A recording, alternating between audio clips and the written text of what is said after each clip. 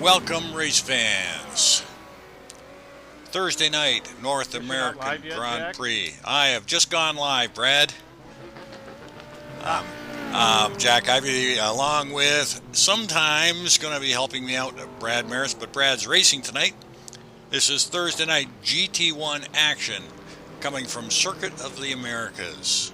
This is our big final race, folks. 3 hours of action.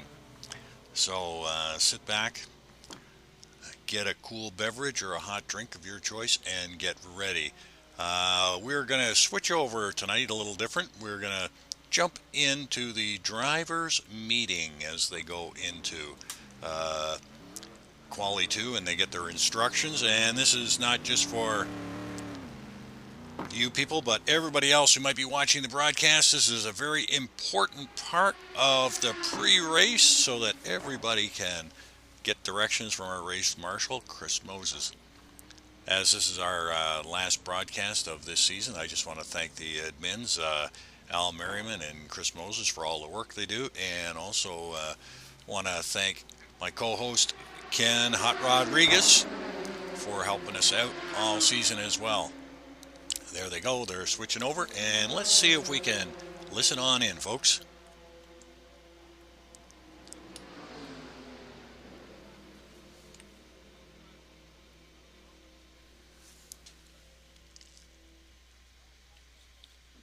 Have a COTA. Well, because the first laps I've ever done on this track are tonight.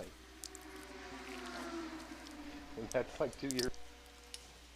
Well, they'll probably be getting their info at Quali 2, so we'll just hang in here for now. We've got a very interesting situation going on here for Drivers' Championship. Now, it looks like we've got the Drivers' Championship is on the line. Aaron Parsons is mathematically out of this. He's currently sitting in 4th place. John Sportelli needs a 4th place finish with Andre Prado finishing 16th or worse, and Rich Hromin finishing 7th or worse. Rich Hromin, he needs a 3rd place finish to win this, with Andre Prado finishing 12th or worse. Andre, he's going to finish ahead of Sporto or Hromin, and he's going to win. So, it's all going to be decided tonight. In the qualifying race, we had David Poole win that race with Ryan Mayfield right in behind him, and Andre Prado in 3rd. But due to infractions of cut rules, which is 10% or more, he got put back a lap. So David Poole's going to be have to watch his cuts for tonight. Got some great pace out there. So we'll see how he does and how he handles it. So, NAGP, Thursday, GT1 racing. We get some great fields out here. Also on Monday night, we've got the GT2s running on Monday night. Huge fields out there. Last week, we had a little bit of a technical issue. We're going to have to rerun that next Monday. So, if you didn't get a chance to watch that, join us on next Monday for the GT2 finale at Spa. We had 40 drivers out there, and tonight we have got a big field out with about 25 drivers. Well, we've got some of them having some issues right now, but we will definitely get that sorted out before the drop of the flag. So as we wait for everything to go on. This is not looking too good here, folks.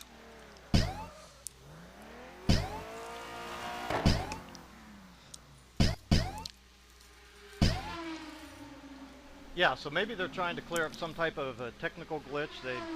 You mentioned that they did have a problem last Monday with the server, so perhaps they saw some technical problem arise. Yeah, it sure looks that way from our end, as it looks like everybody has been booted off the server, and they'll probably try to reboot that up.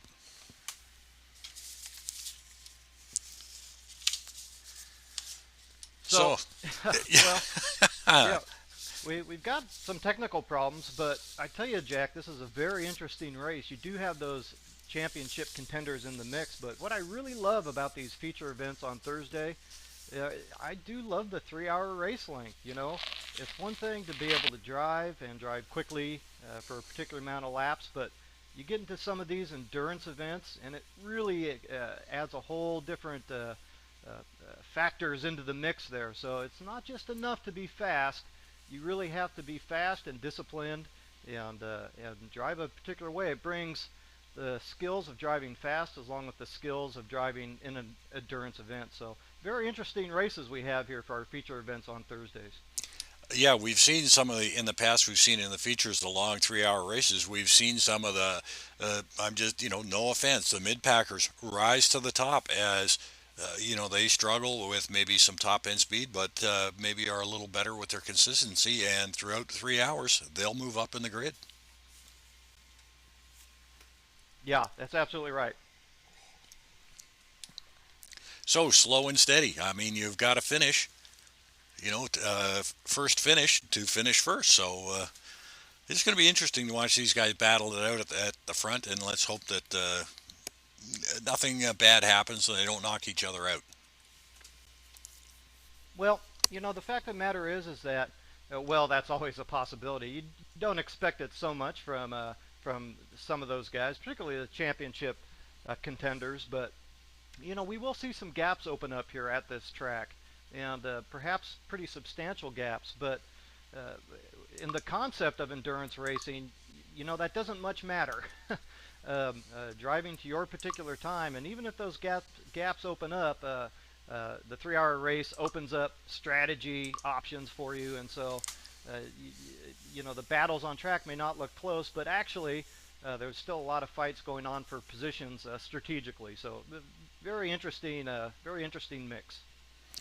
Well, it's definitely going to play into some strategy as we have multiple pit stops going on here. And if we do get into any sort of weather conditions, it can throw a whole nother dimension into this. Yeah, that's a good point, Jack. And like we say, I will be able to help you a little bit here on the broadcast from in-car. This is a very difficult track, so might not be able to help out too much. But certainly I think some rain would help me out. But, and I was thinking also, if I may, Jack, it's an interesting championship mix like you were talking about. But David Poole, and I don't see the fill-in from last week, Ryan Mayfield. Ryan Mayfield had very good speed as well, actually making a pass on David Poole late, as you recall. But David Poole could very well factor into this championship mix if he collects all of the big points out there for that race win. Could steal some valuable points from somebody else who may need it. Absolutely. It's a great point, Brad. I mean, there's 24 points up for grabs there, and Poole is showing some great speed, so you're right. If he could steal those away and the other guys don't finish where they want to, it's all up for grabs tonight.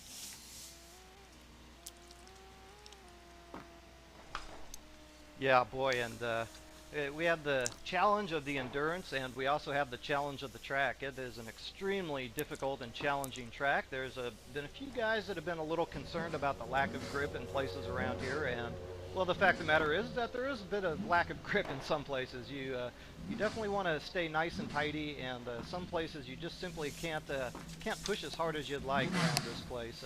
I'm still trying to get it figured out myself, Jack. Haven't quite come to it yet. Well, it sure looks fairly technical from turn 1 to turn 11. I mean, that is, left, rights, combinations, one after another. So it's going to be a technical track to get a handle on, and then down into turn 11 or turn 12 after the straightaway. I mean, I'm looking for some action down there tonight as well. Yeah, it's a possibility, and I tell you, those brakes do stay pretty cold there that opening lap, coming down that long straight into that, I believe it is turn 11. So guys will have to be careful of that as well on the start. Those cold brakes just don't, not too many braking opportunities coming onto that straight, and then of course they get a big cool down coming down it as well. Well, as always, lap one is going to be filled with excitement. We have seen that both Mondays and Thursday nights as the seasons progress. So I don't think there's going to be any difference here. Although, with 3 hours, the drivers really should be cognizant that, boy, we got a long race, and 3 hours is a lot of time to get out in front and pass the guy here. As long as patience, you've got some patience, you'll pass them. Yep, yep, that's right. And again, those gaps will open up. I'm kind of a little curious to see what's going to happen at the front. I don't know if Rich has managed to pick up a little bit of time. Of course, he really does need the win here tonight, if at all possible.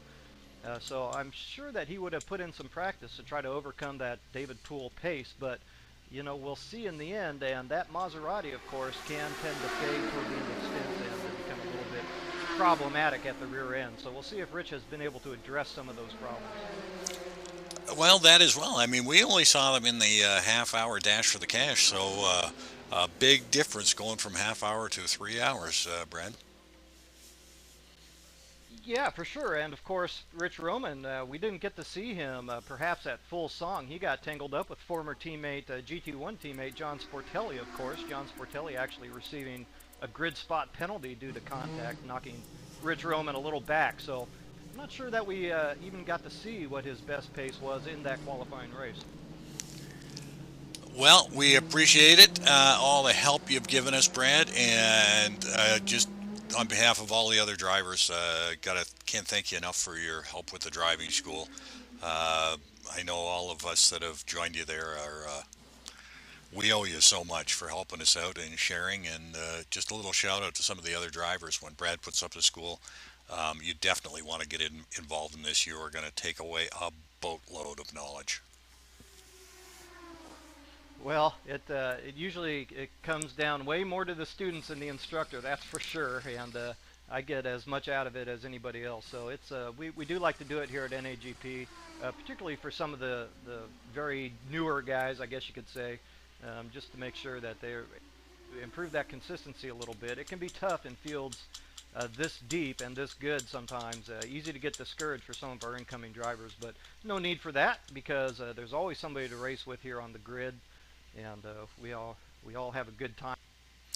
Yeah, you're absolutely correct there, Brad. I mean, I've seen it in Monday nights and I've seen it in Thursday night. There is good, nose to tail racing from P1 to P40 in this league. It's just incredible how competitive everybody is all the way through. And you will find somebody at your pace to race with just about every night here on NAGP. Yeah, absolutely right.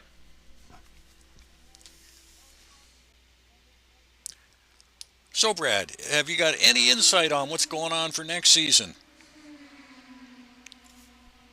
No, I don't.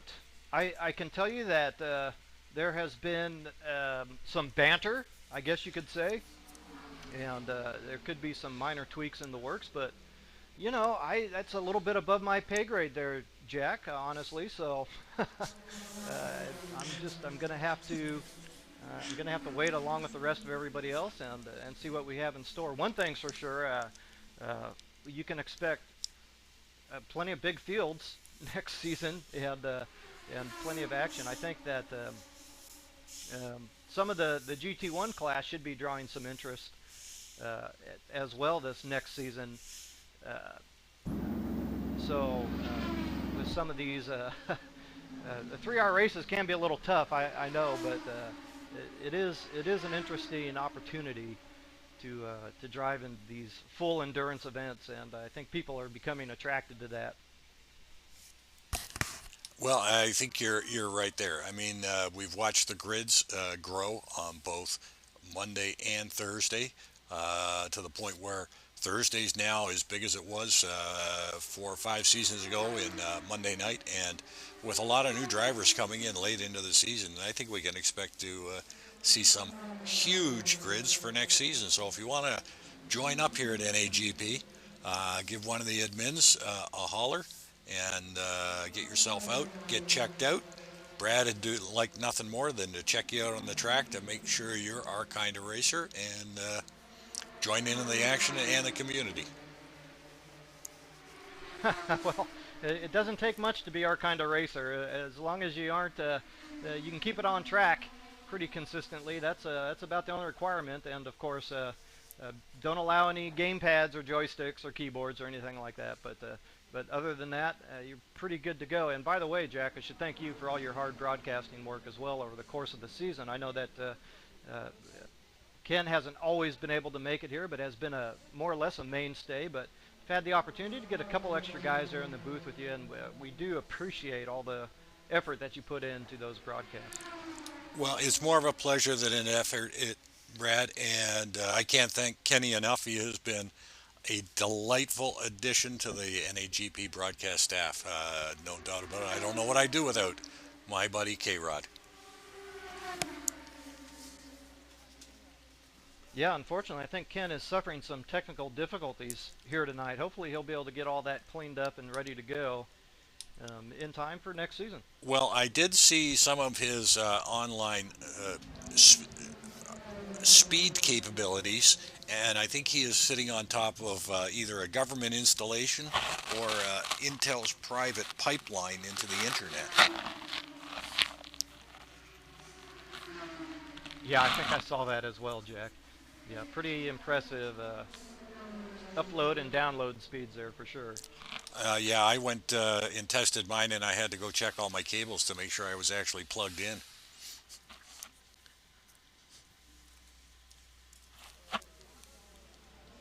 Now, it's interesting. We set the grid here. I'm seeing Aaron Parsons back there in 16th. Now, Jack, you'll have to remind me. I don't recall what happened to Aaron Parsons. Did he run into some type of problem or have a disconnect of some type last week? I'm just going through my notes because, geez, my partner here, Kenny, usually has all that information at his fingertips, so you've caught me a little bit off, but I do believe he did have some trouble, and I'm surprised. I didn't think he finished that far down. Now, I'm trying to throw you a softball here, Jack, but boy, that's even a swing and a whiff on that one, buddy. You got that right. And I am embarrassed there. I do not have the results in front of me.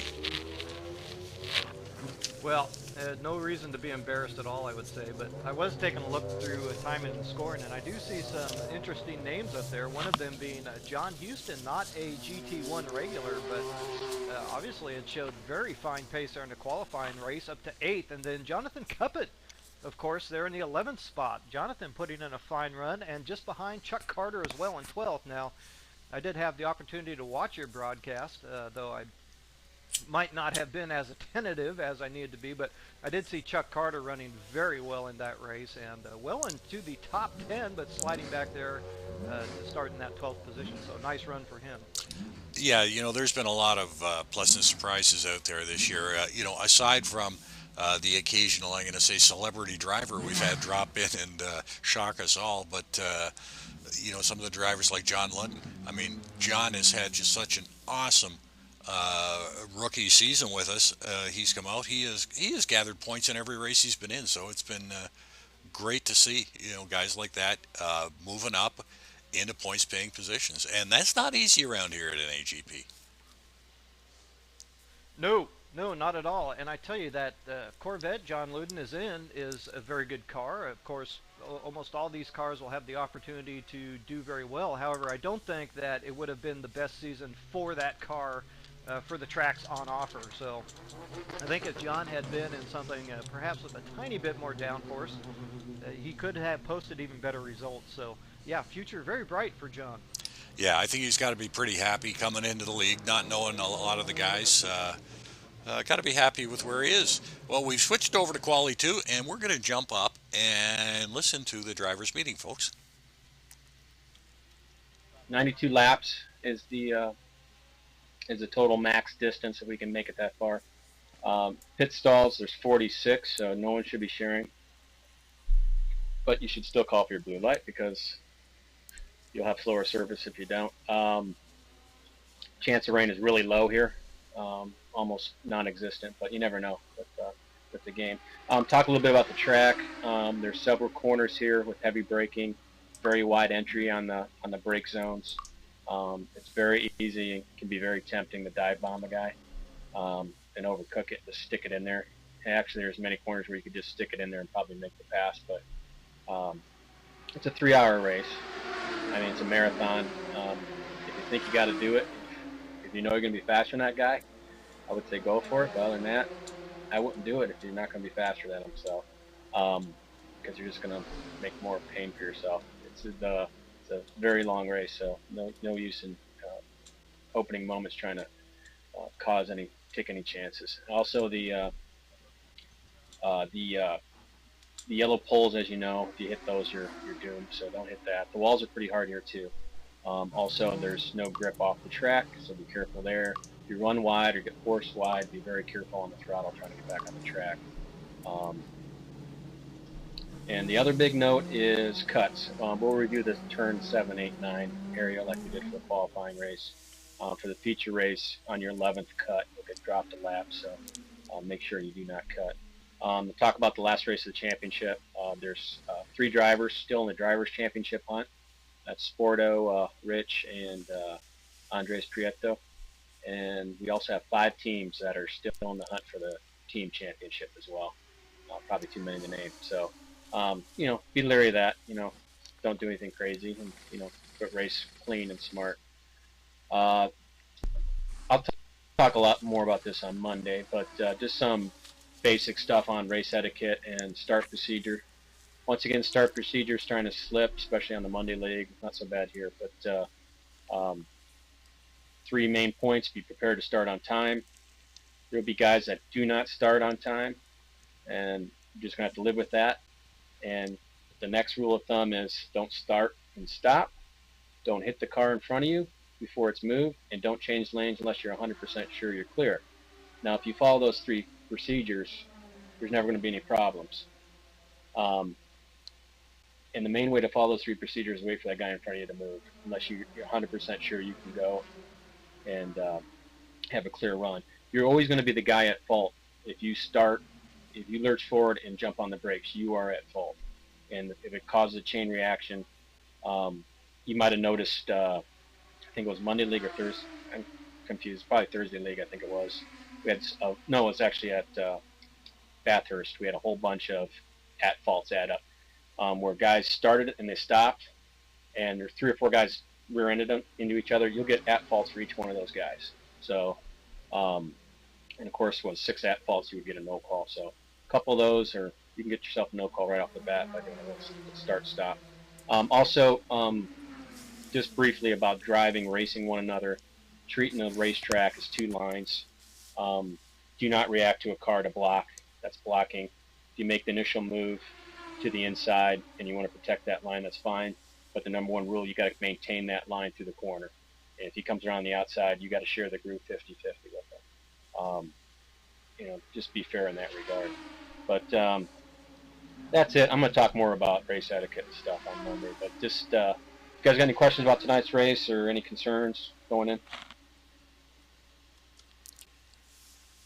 Well, there you go, folks. Chris Moses, race marshal, giving the drivers all their instructions. I want to say hello to Kenny. Kenny, thanks for tuning in and watching. Great to have you along, even if you're just watching. That's still to have you there. I know you're love to be here with me, but that's okay. You get fixed up. At least you get to come back and race on Monday, which is fabulous. Scotty86, great to see you here, and I see there was a couple other guys showing up as well, so that's great. Love to have you along. They'll be getting underway shortly, and as you guys heard, he's laying down the law for our rebel ways on our start procedures, so that's a good thing. I think everybody's going to benefit and appreciate that as well. As he did mention, the team championship, Sorcy Verde, they're at 183 points with PMR at 172, H&C Racing at 168, D Broke Dam Bam at 166, and Rolf Sport at 156. So everything is up for grabs.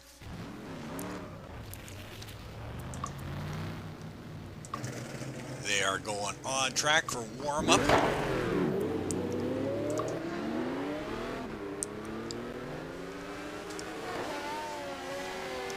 Well, Scotty86 says, who do you pick?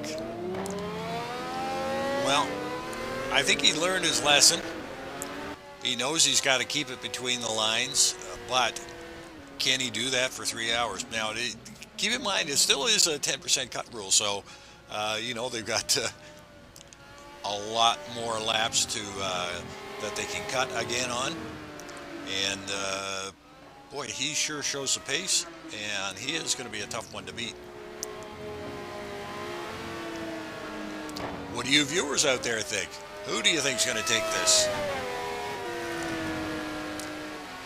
So, on board now with your pole sitter, David Pohl, in the Circus Lambo. And boy, we did see Ryan Mayfield as well in the Lambo last week. He really had this thing hooked up. So this track looks like it really does suit this car. Rich Hromin, as Brad said, is going to be right in the hunt as well in the Maserati. And there's Ryan Schleif. Now, he is really shown bursts of speed and brilliance, but he's going to have to keep it together for 3 hours. Andre Prado. Boy, perennial dominating force here out at NAGP, both on Mondays and Thursdays. Al Merriman, the boss. Boy, Al had a great race last week. We're looking for another good one from him this week. And teammate Chris Moses. They finished really well, and it's going to be interesting to see if these guys can keep this together for this race. They are definitely in the hunt for that team championship as well. John Sportelli, another hard charger, tough competitor here. John Houston had a great race last week, and John has been good enough to sub in on the broadcasts when I haven't been able to be available. So thanks, John. Thanks for all your help, and good luck tonight. John Ludden. This is a fellow we talked about earlier. Really impressed with this fella, and I'm looking for him to get a good finish here. Andre Cole, the other half of H&C Racing. Jonathan Cuppin. Jonathan scored his first points at NAGP here in the last week or two, so he's running really well. And Chuck Carter having a good finish to his season. Marco Conti. Although Chris said there wasn't much chance of rain, Marco's great in the wet, so we'll keep our eye on him. And Alex White, the White Lightning. Alex, always a threat, always fast. Boy, there's one guy who could drive a shopping cart to the finish. Dan Wilkerson.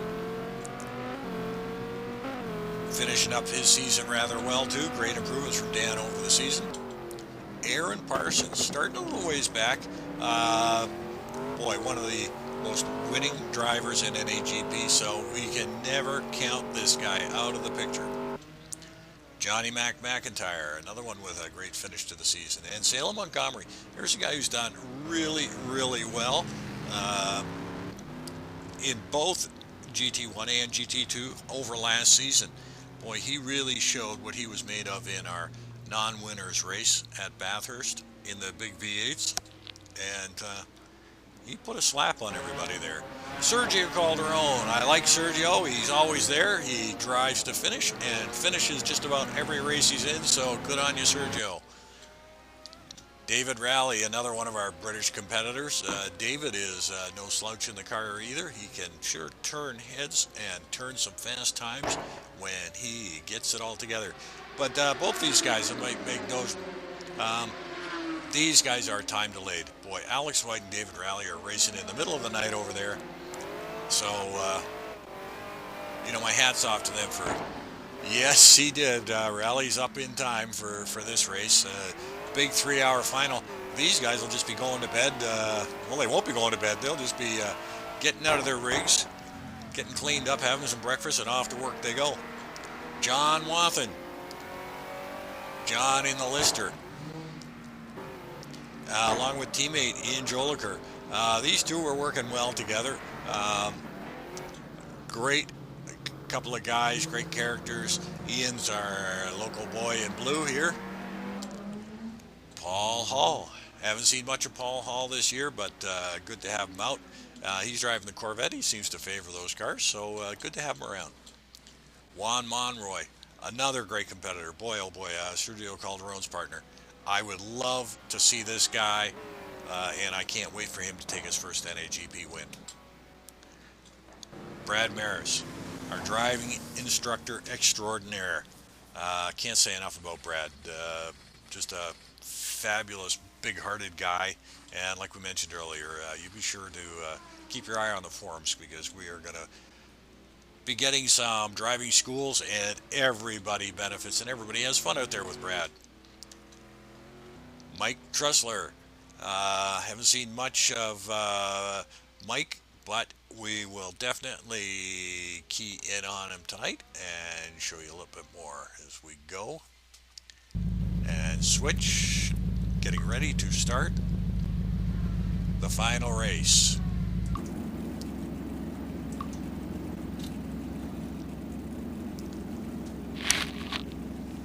Three hours. Wow. It will be 12:40 when we finish this one, folks. So it's going to be a late one.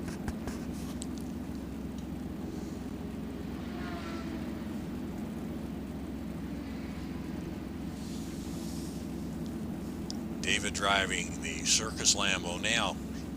As a little bit of a bonus, David is going to try and jump in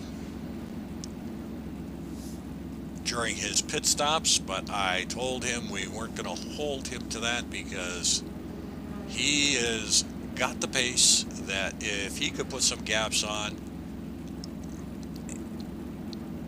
he might be able to run with this one. He does definitely. I think he has the pace to take this one if he can keep it all together.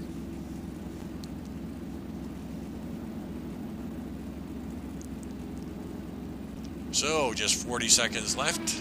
Drivers are definitely taking their time. A little bit of bumping and grinding going on there. Whoa! Say it isn't so. All right. Wow. That was a little bizarre.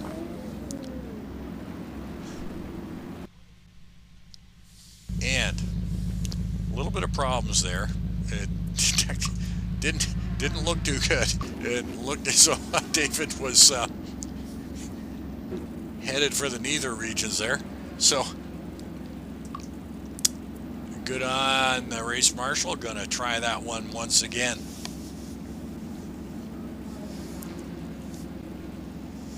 I agree with you, Scotty. I have no idea what that was all about, but David suffered from some rotten luck this season, and he was probably just about having a small conniption there when that track disappeared on him.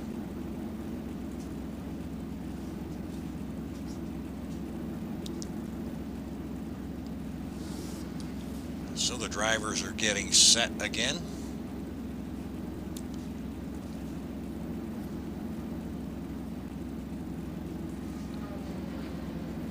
NAGP Thursday night GT1 3-hour final. Gonna be a late one. I hope the guys in the office don't expect me in at the crack of dawn, because I sure won't be there tomorrow morning. Especially if I decide to ride the bike into work tomorrow. I'll have to wait till it warms up a little bit. Might be a good idea. So sit back, relax, and get ready. Let's hope they can all get on the grid.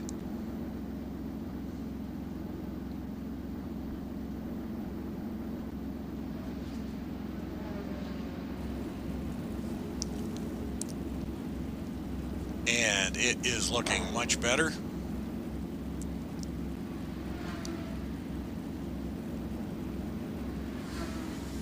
Poole, Hromin, Prado, Schleif. We are ready to go. And Hromin out to a great start. But the Circus Lambo on the inside, and Poole has got it. Hromin, Schleif, Prado, Merriman, and Moses. Sportelli, Houston, John Ludden, Cuppet, Chuck Carter, David Rowley, Andre Cole, Alex White in 14th, Salem in 15th, Connie in 16th. Oh, and a little bit of contact there as Ian muscles his way through, but we're going to shoot back up to the front. Oh, Joliker. And Connie saying, yeah, I'll scrape paint with you any day of the week.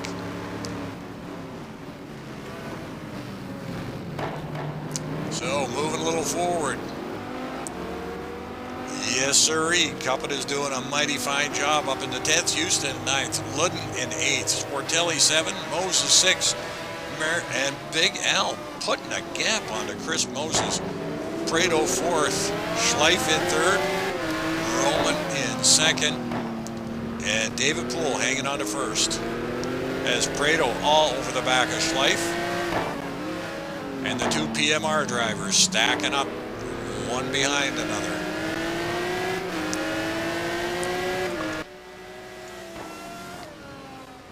So, can David Poole keep it between the curbs? Hromin keeping it tight, keeping him honest.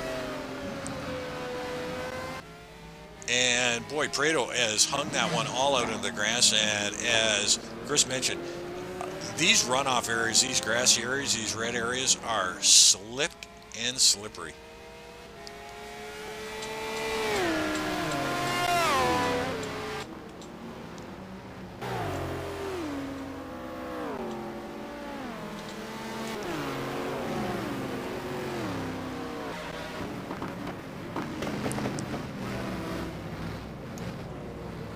And we have got spun cars as Salem Montgomery slides around into 15th. It looked like Andre Cole might have spun his car there, and Salem's coming under pressure from Marco Conti.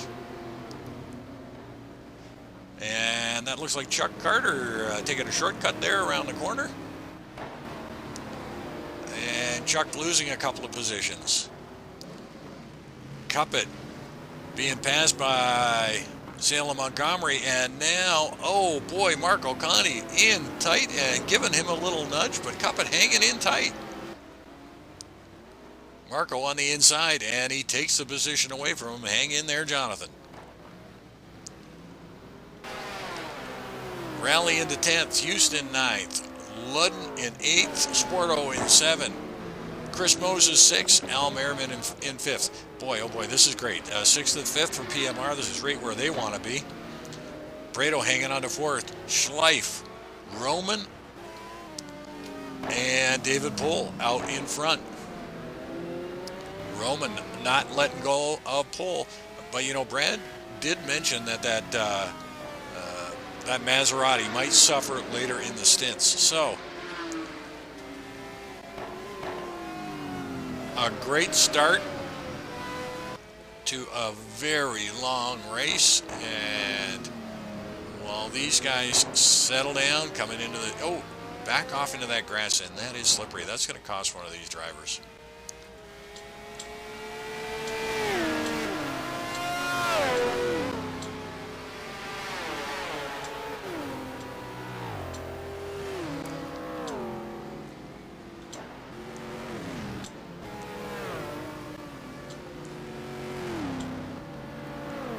Parsons on the inside. And a beautiful pass, and takes 2 positions away. Whoa, that was very nicely done. So Joel, of course, slides around as well. Carter giving up a couple of positions. Juan Monroy into 18th. Johnny McIntyre in 19th. John Wathen has spun it. Whoa! And that looks like Sergio Calderon just gets around him. But back on, but boy, did John lose a pile of positions there. And Brad Maris in the P26.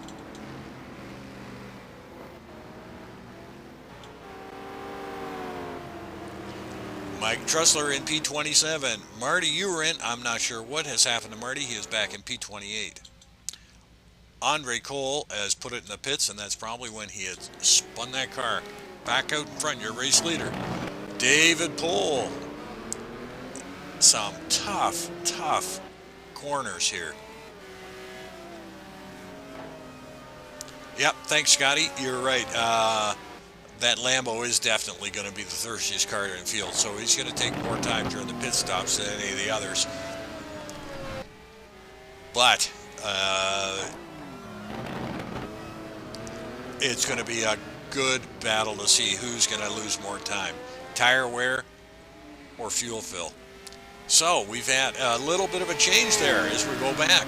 Hromin in second, Schleif in third, Merriman in fourth, Sportelli in fifth. Where is Brado?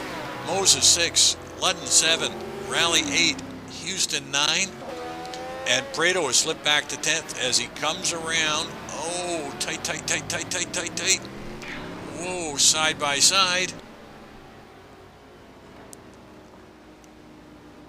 Very, very close driving.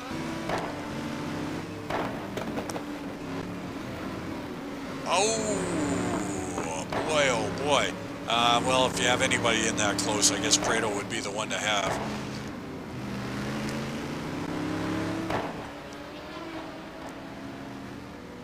And that's John Houston. Go, John, go. Boy, oh boy, doing a great job out there. Prado having a look on the inside. Not enough.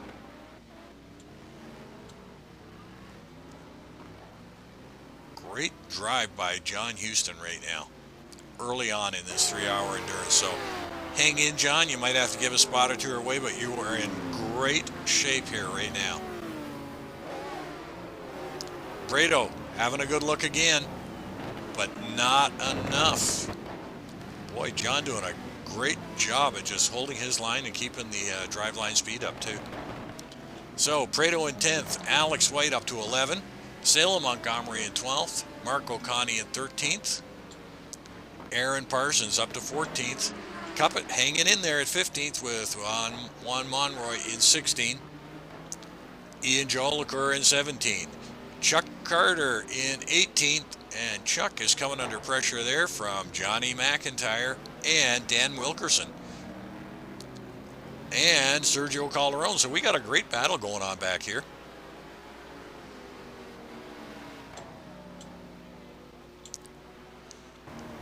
Greg Myers in 22nd, John Wathen in 23rd, and then another gaggle.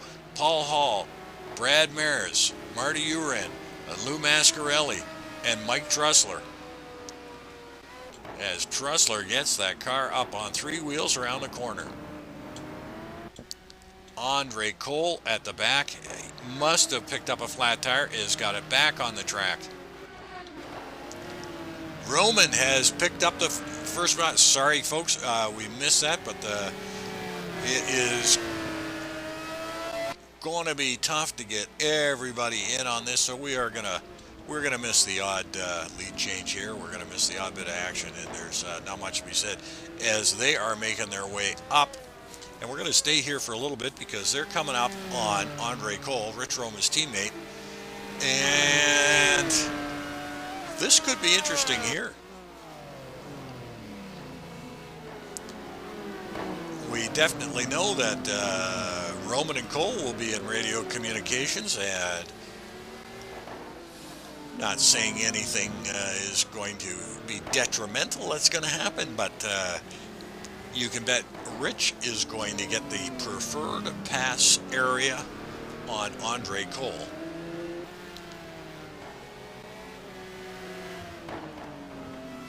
So Hromin out in front. And I have no doubt that some of that grass action is what caused that.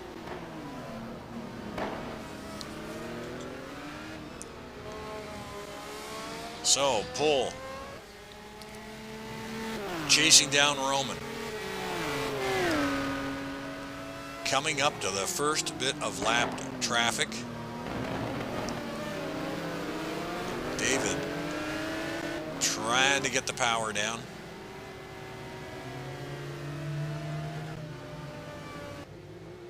So we've had our first lead change.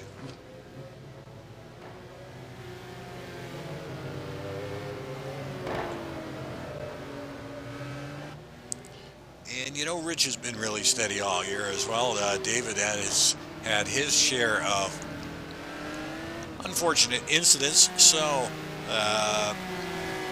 definitely both of them going to race their hearts out for the win tonight. And what a way to end the season with a win. Now, these two drivers are putting a little bit of a gap onto Ryan Schleif, who's in third. Sportelli in fourth, Al Merriman in fifth, Chris Moses in sixth, and Ludden in seventh. Rally in eighth, Pareto in ninth. That is not where Andre wants to finish. So as we're coming back up front, here is Hromin coming up to his teammate Andre Cole. Andre running wide, back on the track, and right in front of David Poole, and David on the inside. Good on you, Andre. Gave him lots of room. Couldn't have done that better without giving up time himself. So, glad to see that happen. And that went really well. Hromin, Poole, Schleif. 1, 2, 3.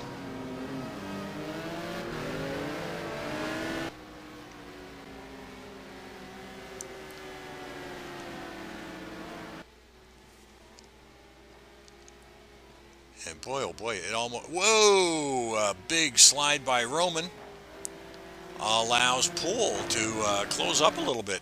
Just when I was going to say that it looked like maybe Hromin was starting to put a bit of a gap there to David Poole. On board with David Poole as he chases down Rich Hromin for P1.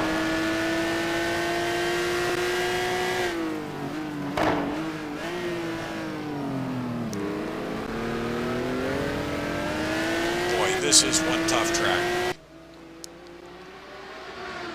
You know, I had the opportunity of doing some laps here, and this is a track where you really need to get the practice in to ensure you got a good handle on this. Well, I am going to cycle back through the pack.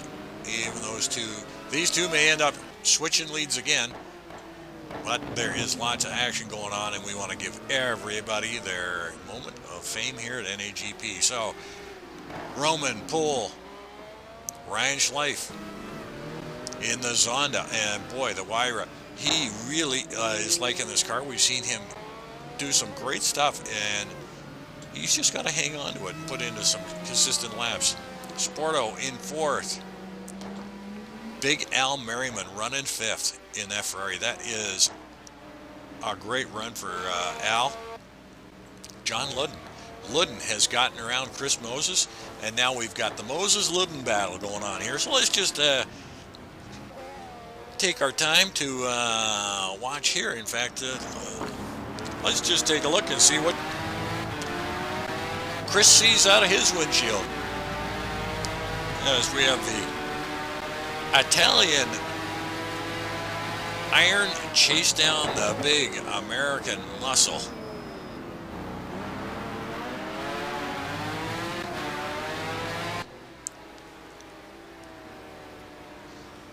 So that John Ludden is, you know, really seems to have gotten a handle on that Corvette. You know, Ken has mentioned it before. That guy seems to like that car. He's in the points every race. He's, boy, nice to see these guys hit the bricks and jump right up to the front.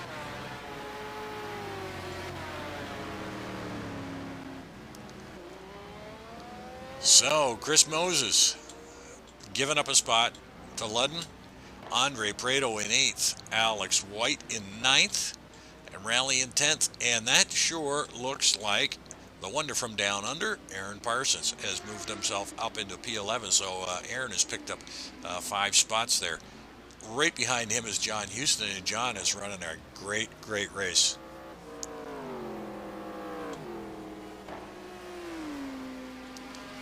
Juan Monroy in 13th. Love that guy, a great driver. And Marco Conti into 14th. Salem Montgomery slipping a little bit down to 15th, and Ian Joliker moving up nicely into 16th. John McIntyre in 17 with Sergio Calderon in 18. So Sergio only a couple of spots out of the points. Wilkerson in 19th. Carter in 20, and Cuppet chasing Chuck Carter. As mentioned earlier, Jonathan getting his feet wet here at NAGP and doing a mighty fine job of it too. So good on you, Jonathan. I enjoyed chasing you down there on Monday as you raced in the Mustang in our Spa finale, and you'll get a chance to do that again. Marty Uren down to P22. Brad Maris in P23. Greg Myers back in P24. Sort of expected Greg to be a little farther up than that. John Wathen, John having his troubles tonight, down in P25 with Paul Hall in 26. Mike Trussler in 27th. And Andre Cole in 28th. Lou Mascarelli in 29th. And that's your running order. So Hromin is still out in front. David Pohl still chasing.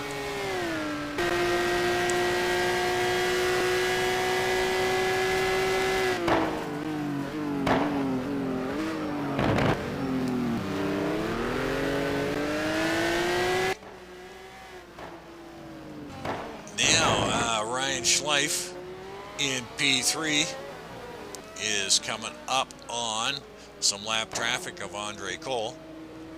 And Ryan has got Mr. Sportelli hunting him down. It looks like Sporto is closing the gap. And now Al Merriman is coming under the Ludden pressure.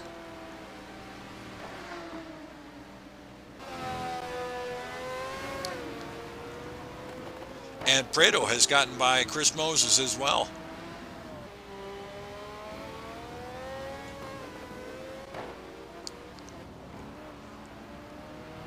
So Big Al sitting in 5th.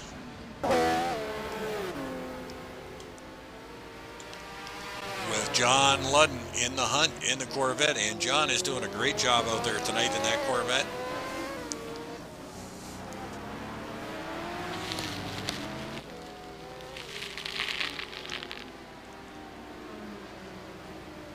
Boy, oh boy, that PMR team. They're only 11 points behind the team of Prado and Conti, so this could be very interesting depending on where Marco Conti's going to end up, because right now Al and Chris are in good shape to grab some serious points. But it does look like Al has got some serious pace advantage over his teammate. But John Ludden is making a charge, and let's just jump on board with John Ludden.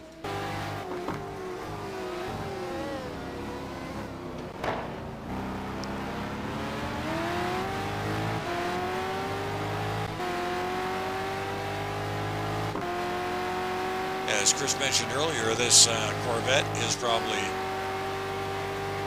not the best car suited to this year's schedule, but John Ludden has taken full advantage of it and has driven himself into the points consistently.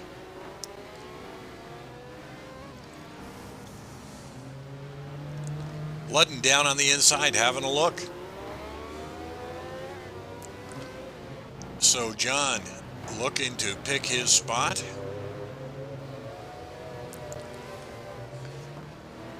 And giving Big Al a rear view mirror full of Corvette tonight.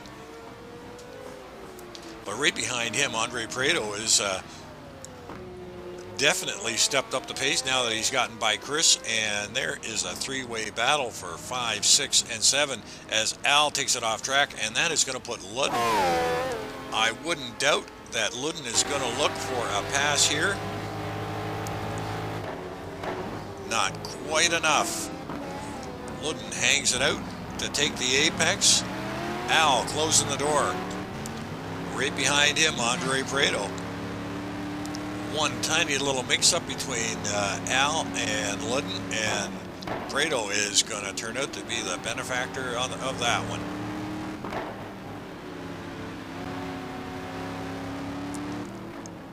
In through the first sector, and this is twisty stuff. Ludden just hanging on there onto the curbs, taking full advantage of it, along with Prado as well. This left-hander is very tough.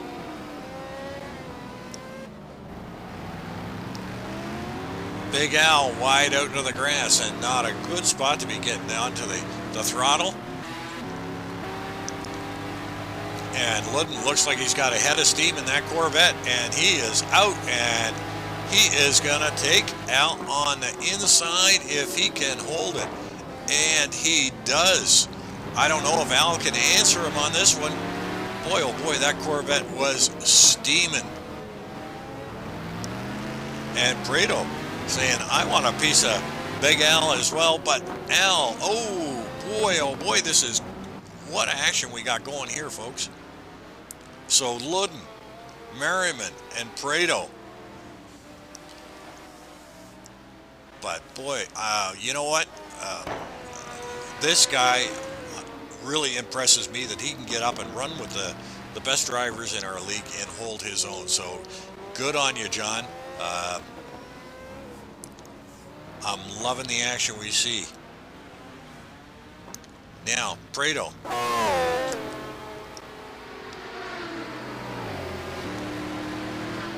Not close enough for a tow.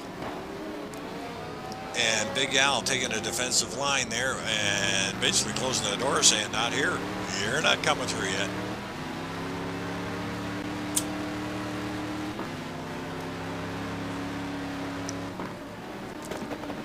So I guess you can see in the picture there, folks, it, you know, little by little, it looks like Ludden is actually opening up a bit of a gap there on Big Al. And Big Al has got his hands full here with Andre Prado.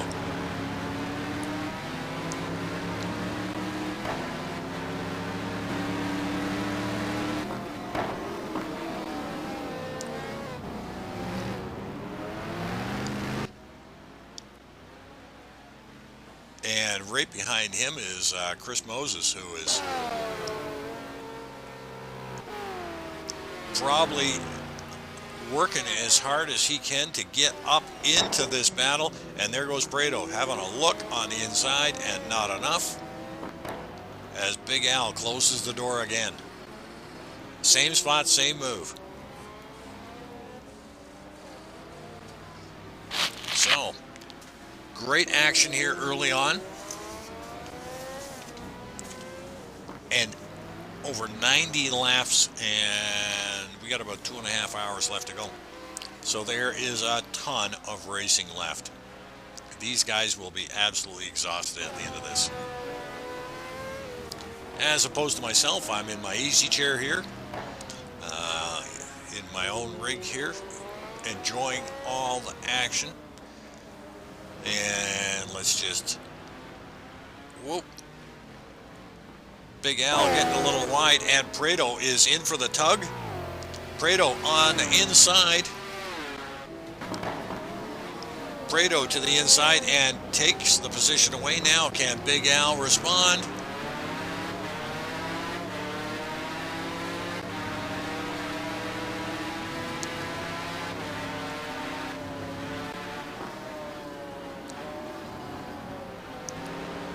in through the twisties. This first sector is really technical.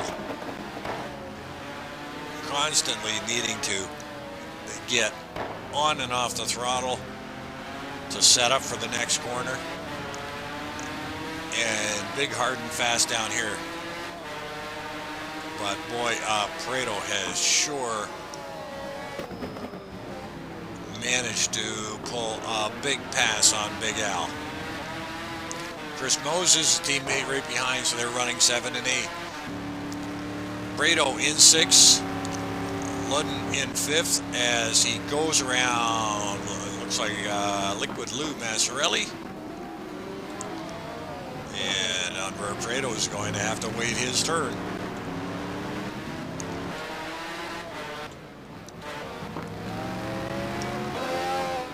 Now, sorry we missed it. John Sportelli has gotten around Brian Schleif. We're on that battle back there. So Schleif has dropped down to 4th, Sportelli into 3rd.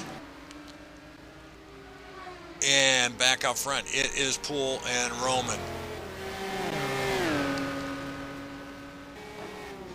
So David Poole still chasing to get that lead back off Rich Hromin as they go around. It looks like Paul Hall.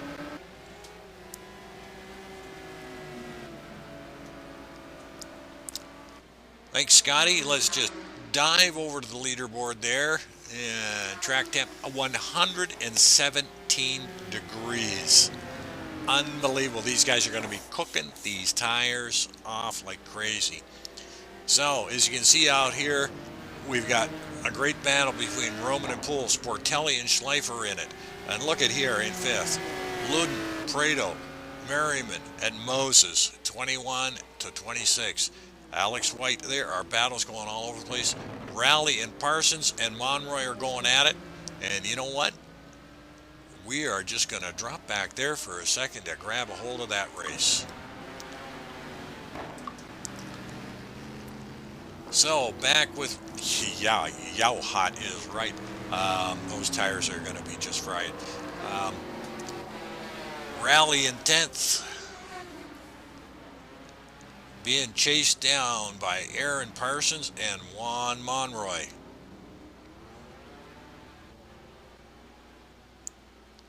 And Juan hanging onto the back of Aaron Parsons quite well, so not a bad guy to follow around the track. So Juan, if you can hang on to the back of Aaron, he'll tow you up to the front. But boy, oh boy, Juan having a look and deciding against it. So maybe Juan's, oh, and Aaron, a big bobble there. Juan just neatly staying out of that and not being able to capitalize on it. But I got a feeling Juan doesn't want to be behind Mr. Parsons. Maybe he's looking for a pass here. So good on you, Juan Monroy, as they come up to lap traffic. And this is all going to be interesting here. And that looks like they are going around Lou Mascarelli. Good on Lou. Attaboy, Lou.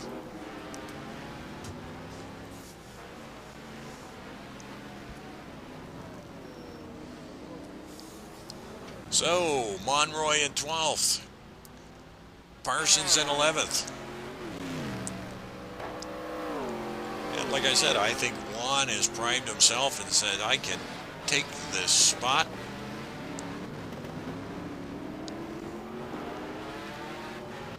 A little further back, we've got Salem Montgomery and John Houston. 13 and 14. Ian Jolicoeur in 15th, being hunted down by Johnny McIntyre. So, Jolicoeur.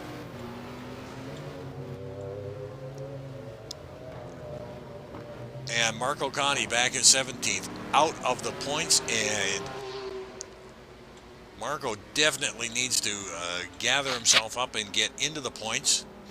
But Sergio Calderon hanging on the back of Marco Conti, and it looks like Sergio is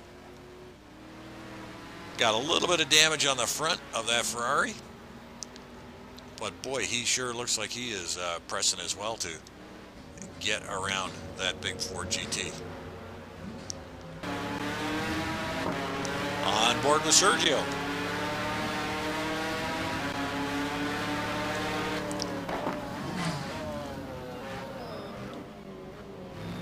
Marco locking it up there. Sergio calmly waiting his time.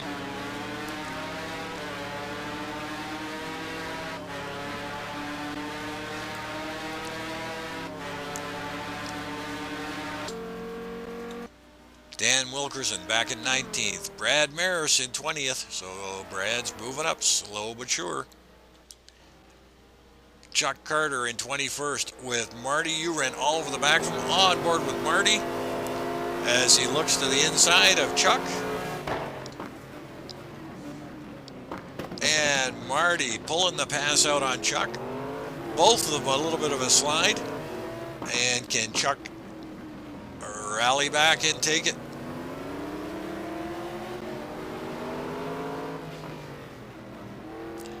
Yeah, talked to Brad earlier, pre-race stuff. Brad indicated that he probably didn't have as much practice as he should have had for this race, and he is carrying some ballast weight as well. So, but Brad is smooth and consistent, and even though he might be off the pace, I'm looking for some consistency to maybe bring him up. Still got over 2 hours to go in this one. Marco Conti in the pits.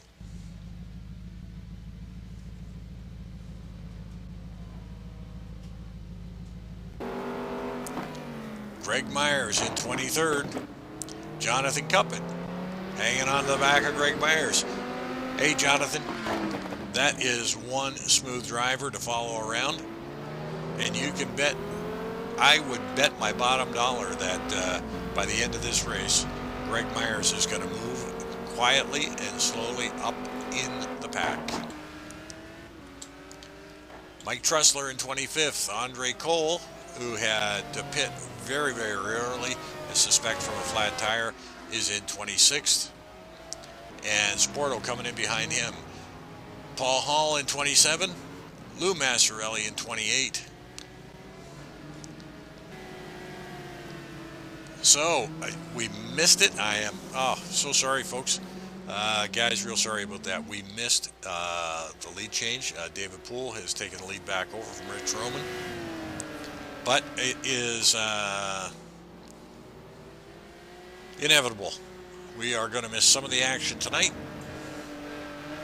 We're going to try and do our best and keep on the position changes, but it's going to be tough. So, as David Poole and Rich Hromin are starting to stretch the gap out, just going to switch over the leaderboard. Wow, stretch the gap out. Indeed they are. They are over 17 seconds out in front. But Sportelli and Schleif, Sportelli got around Schleif, but Ryan Schleif is hanging on there with John Ludden and Prado right behind him. So Prado and Ludden is really the next battle to shape it up here. In fact, 3, 4, 5, 6. Hey, Sargasm. Great to have you on the broadcast with us. We're trying our best here, but boy, oh boy, I'm sure am missing that good buddy of mine.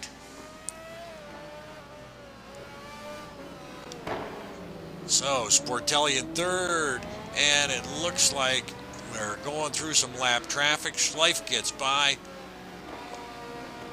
in fourth. Ludden coming up to Andre Cole with Prado behind him, and keep cool, John.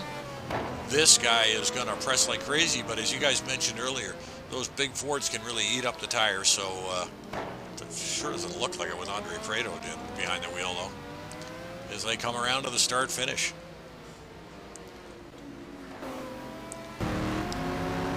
Prado might not be close enough to take advantage here.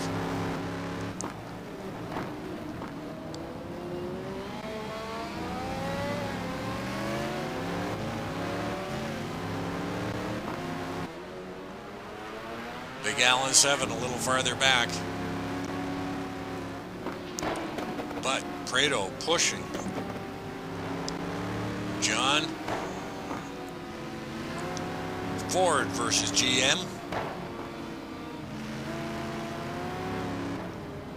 Ludden a little out on that corner has allowed Prado up behind, and boy, oh boy.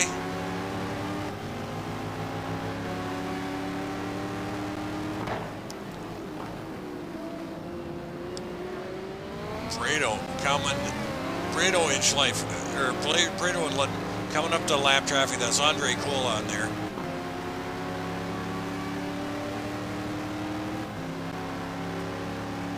And this might play right into Prado's hand. But Cole, no slouch. I mean, he is hanging in there with these guys. And gives him a dip of the lights and hangs it out there. And he's going to try and let them both by. And he is doing his best. And good on you, Andre. And, you know, neither one of those guys suffered much. So, boy, oh boy, that was a real, you know, a real great move on Andre Cole's part, I got to say. Make mention of that. Because, boy, Andre's got as much pace as these guys have. So,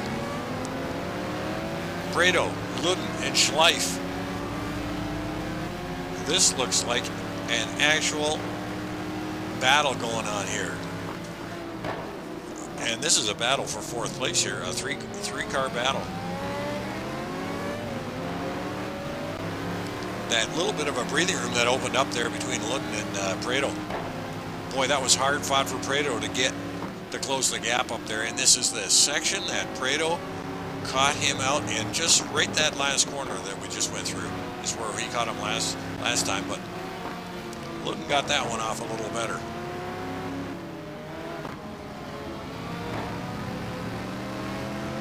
They don't want to grab too much there, too much of that red bricking on the side.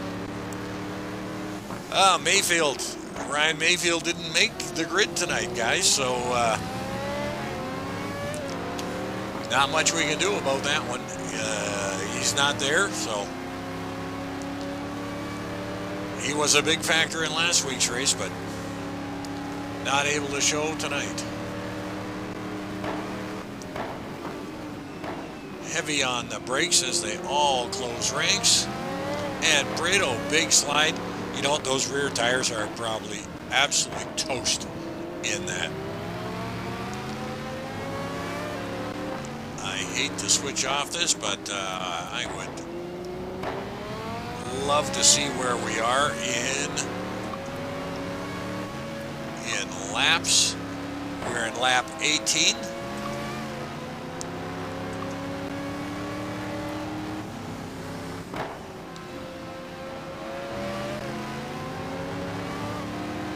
So we'll be coming up close to pit time here.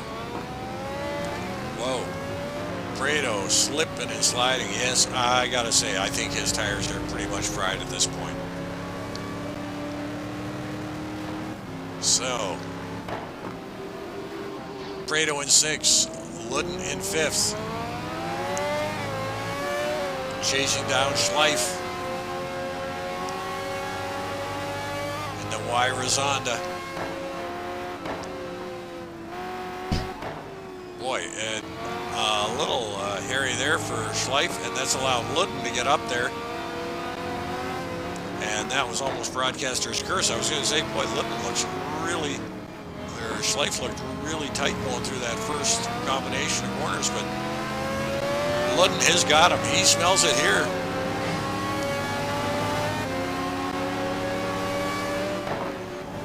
And Prado takes huge advantage of that and slips down in front of Ludden. Holy jumping, what a move that was.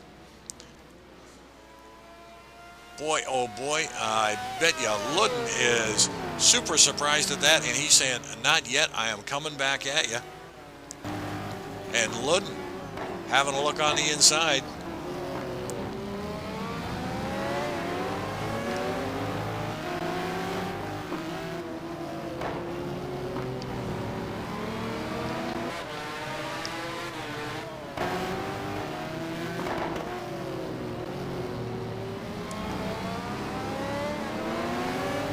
So Ludden giving up that space to Andre Prado, and now Prado has got his sights set on Schleif.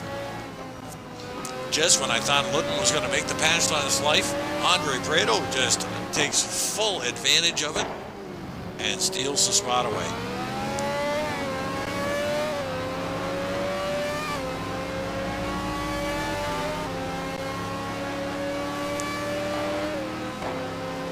Down through the start finish into this left-hander, which is really tight.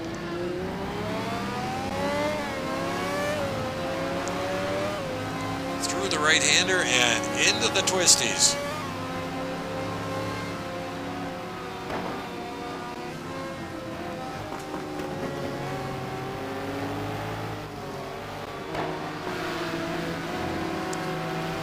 And John not wanting to let these guys get out in front, and Andre Cole showing some great speed there.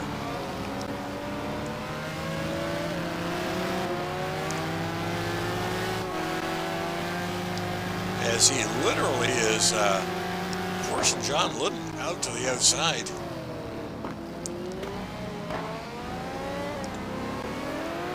Boy, oh boy, that Andre is showing all sorts of speed out there. Like I said, it's too bad he had his trouble, but look at the straight line speed of this Corvette.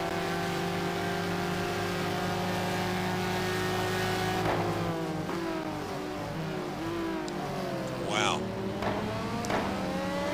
Personally, I wouldn't have thought that that Corvette had that straight line speed that it does there, but he just left that Maserati just sitting there.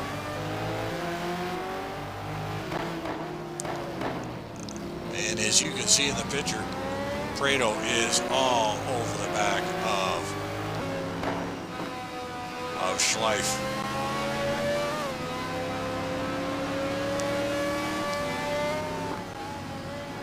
Well, I know what's going to happen. John Sportelli up in third all by himself.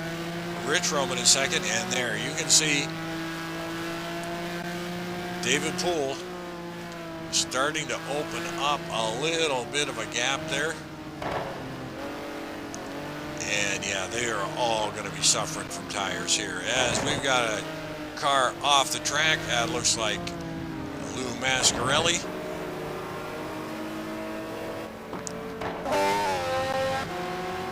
Oh, and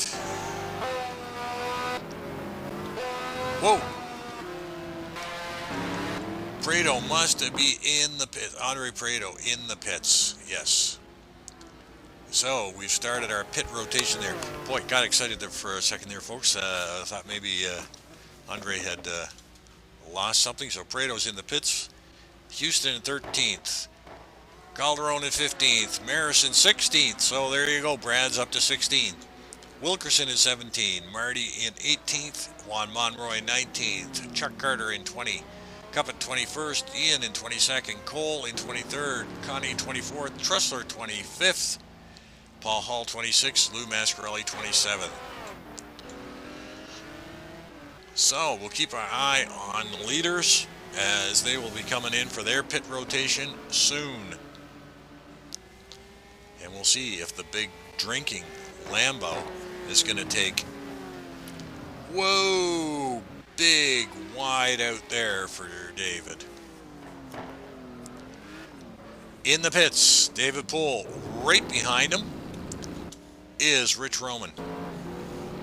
So we're going to stick right here for this pit rotation. David, you out there? No.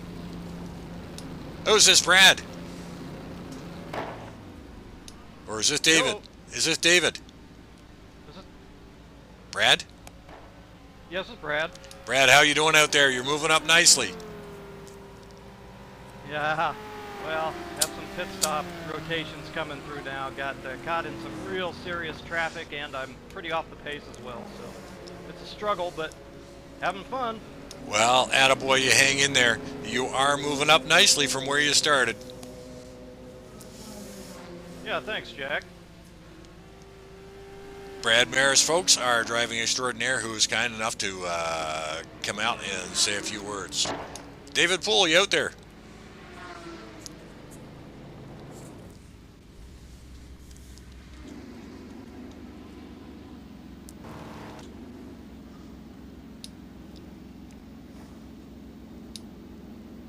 David, you out there?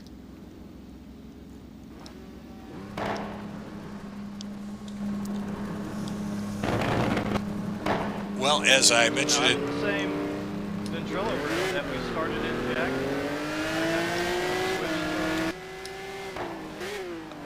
are we not in the same room? We haven't been. Oh, I don't even know what room we're in then. We should be in TFS.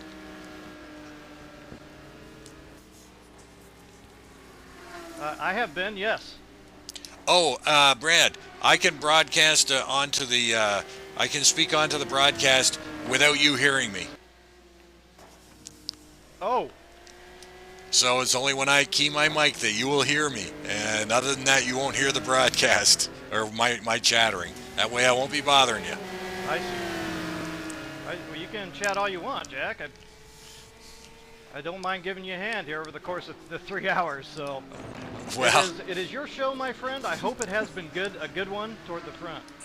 it has been leader changes 2 or 3 times, and there are some great battles going up front, as I know there are back farther in the field. So keep moving up, Brad. You're in the points, and I expect to see you a lot higher. Okay, again, if you want to keep your mic hot, that's fine, Jack. We'll be back at you, Brad. Brad Maris, everybody. Out in front, we have David Poole. Of course, I do believe that Ludden is now pulled into the pits, and he will rejoin. But we have got Poole and Hromin hanging it out wide on some cold tires.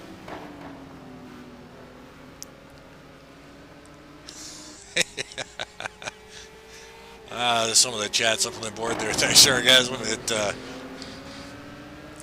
Great to have the company along here tonight. So, right where they left off, nose to tail, Poole and Hromin. Now, I'm not 100% on these cut rules, but these guys swinging this car wide, if that's considered a cut, these guys are both in trouble.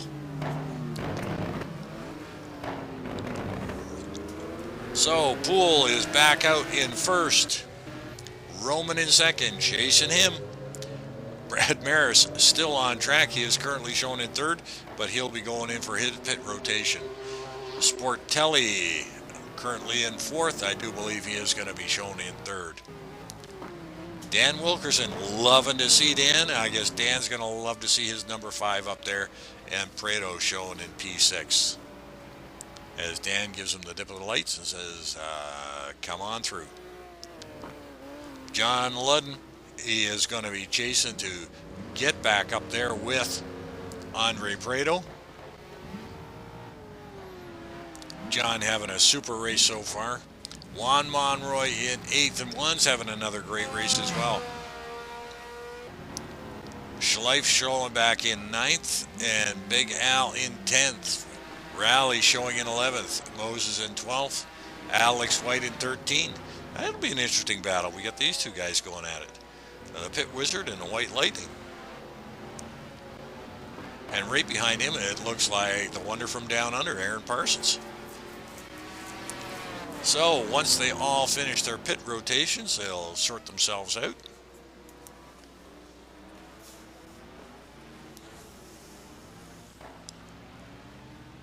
Parsons, White, and Moses.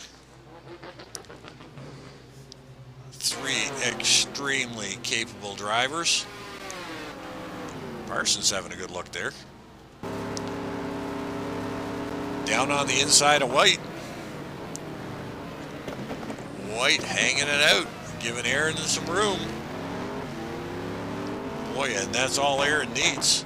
But White on the inside advantage of that and takes it back and says, I'll just have that back, thank you very much. So Alex White doing a great job of tit for tat out there.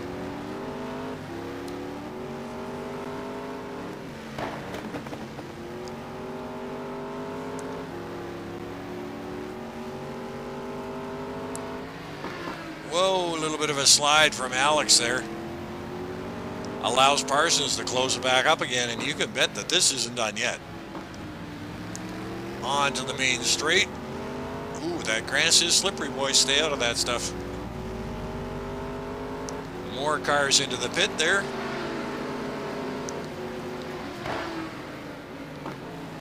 Aaron having a little bit of a look. Closing the gap up.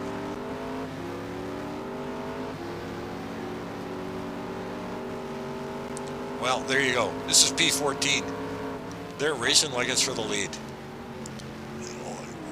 Whoa, a little bit of a bobble from Aaron.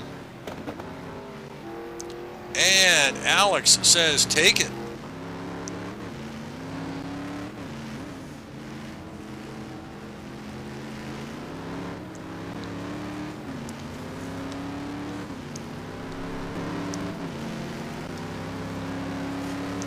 Not sure what's happening there.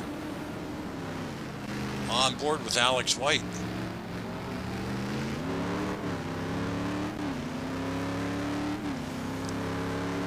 Can't quite get a handle on that one. So, White in 14th, Montgomery in 15th, being chased by Ian Joliker. Sure you can, Ken. We'll get a rundown on that.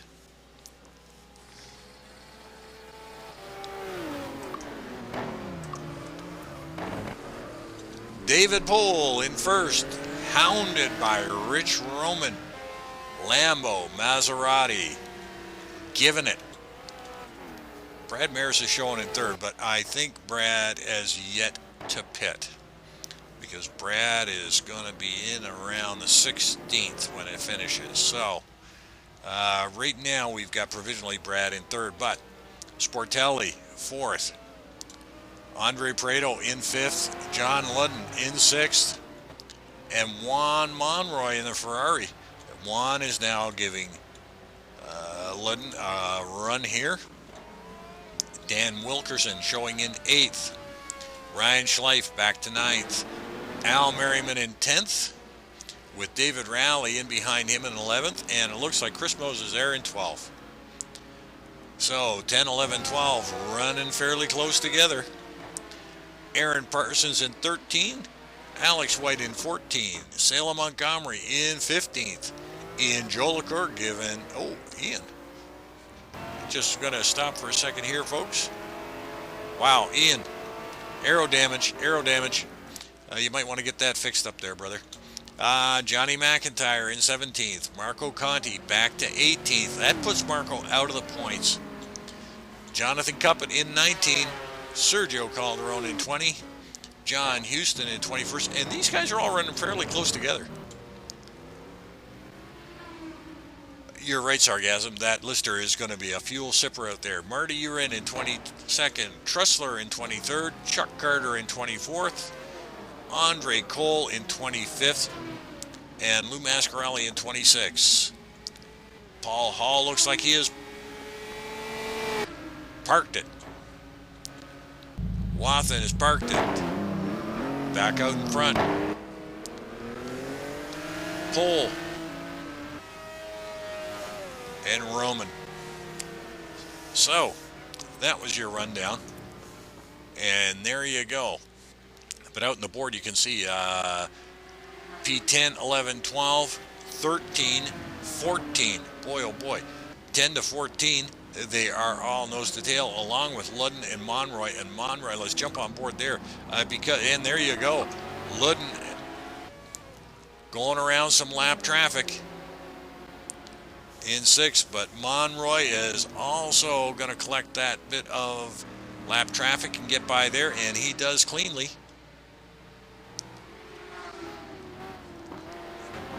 So Juan wanting to get in and take a bite out of John Ludden. John doing a great job, though. Schleif back to 8th after running up as high as 3rd in this race. Wilkerson in 9th. Boy, Dan's doing that's a great run for Dan tonight. And then Merriman, Rally, Moses, and Parsons closing the gap here. Alex White hanging onto the back of Parsons as they close in on Chris Moses.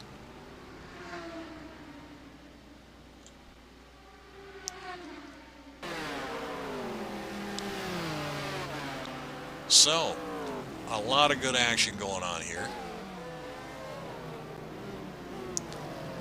Whoa, big brake slide by Chris.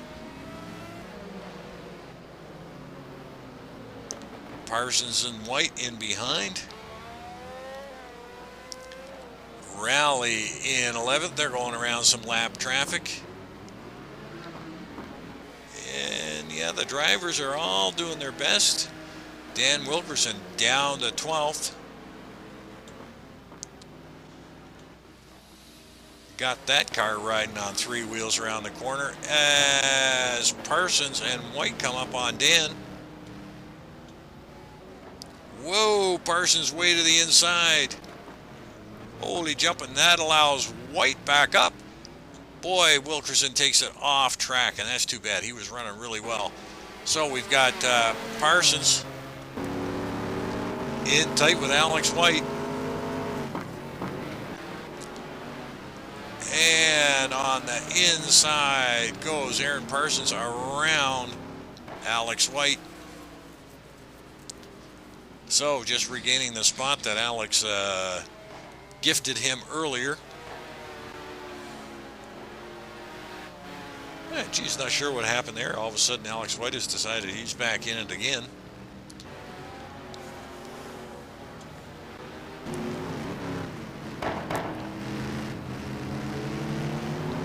On board with the White Lightning out of the UK.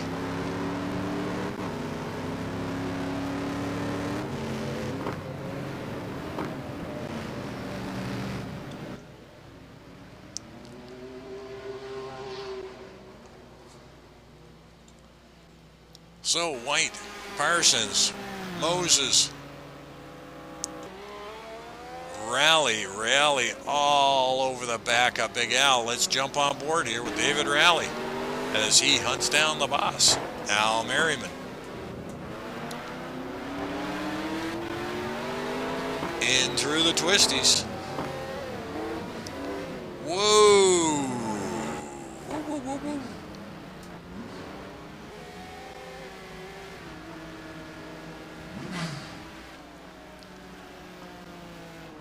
Rally up on 3 wheels as well as he's hunting that Ferrari down. Chris Moses in there behind him.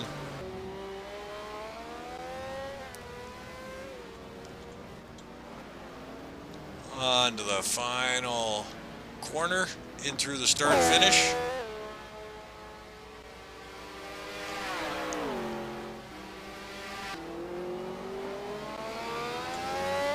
Pretty evenly matched straight speed for these guys. Straight line speed is pretty much the same on these cars.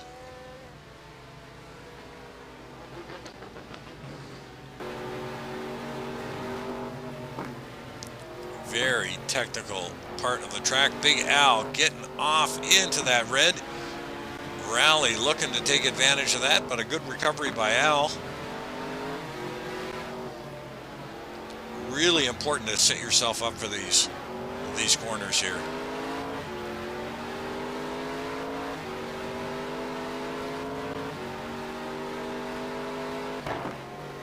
Heavy braking zone here.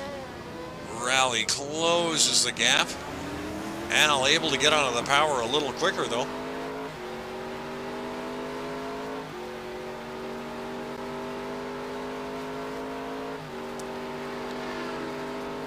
Rally just didn't get off that corner quick enough to get an advantage there. Whoa, locking them up, and a big slide by Rally.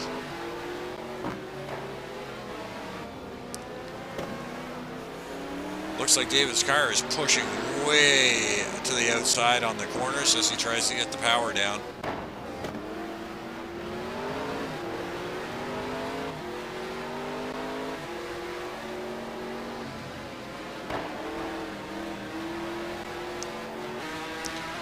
And just as I thought, you could hear that as somebody mentioned that sewing machine Ferrari. Chris Moses is coming to put Rally into a Ferrari sandwich.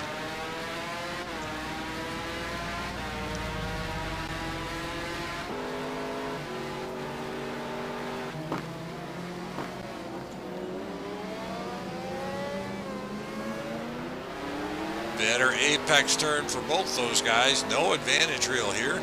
This is a great battle going on. Al taking these corners a little shallow.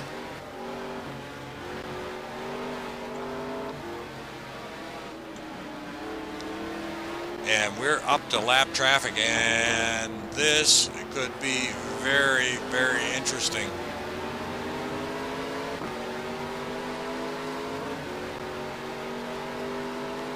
Big Al down on the inside, and Rally as well. Off onto the straight. Did he get enough?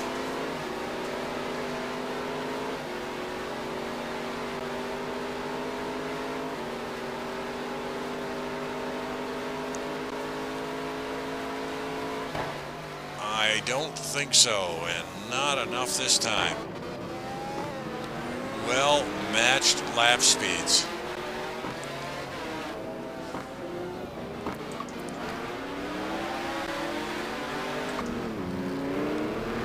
Well, there you go, Sargassum. Right where we left these guys. 1-2.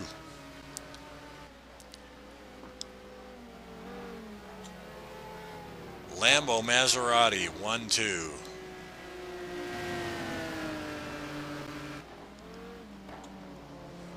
And they're still going at it. Holy jumping. That has been an hour and 10 minutes now. We can just pop back here and take a look. We got 30 laps in the books. And Pole is in first, half a second in front of Hromin, but they have gapped John Sportelli, who's in third, by 19 points. Prado 3 seconds behind there, but then Luden and Monroy are in a battle. A little farther back, we've got to drop back to seventh for Schleif, Merriman, Rally, and Moses. They're in for it too, and we've got White and Parsons hanging on to each other. We got a little bit of a gap back to Salem Montgomery, who has given himself a bit of breathing room there. Brad Maris now in the pits.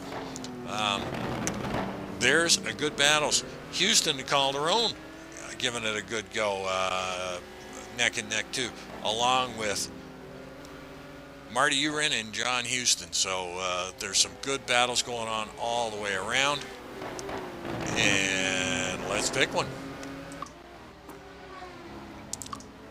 And there we go. John Luden and Juan Monroy on board with Juan Monroy as he looks to find his way around. John Luden currently running in P5.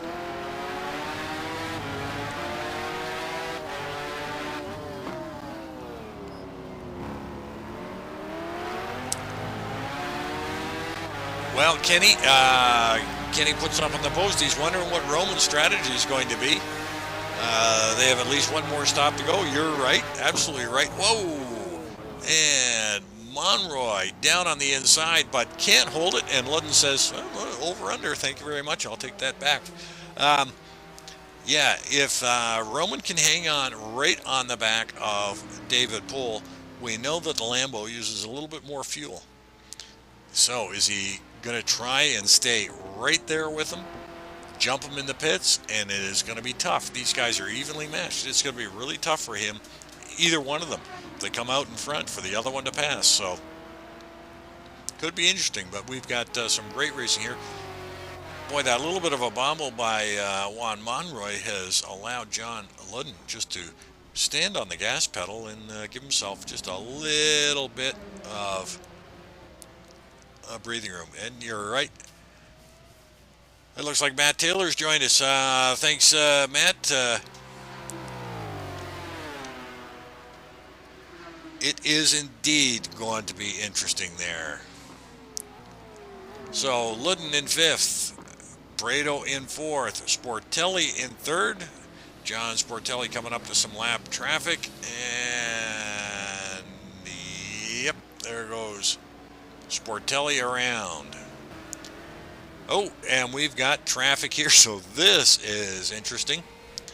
Boy, oh boy, we got a whole gaggle of cars up here as David Poole jumps up to go on the inside along with Hromin. Hromin still has one to get by, but oh boy, that might really help David Poole out,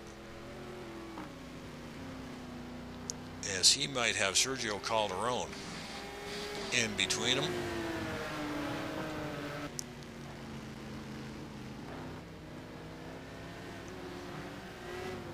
And Hromin makes his way through, so might have cost just a tiny little bit. And yeah, that's giving David just a slight bit of breathing room.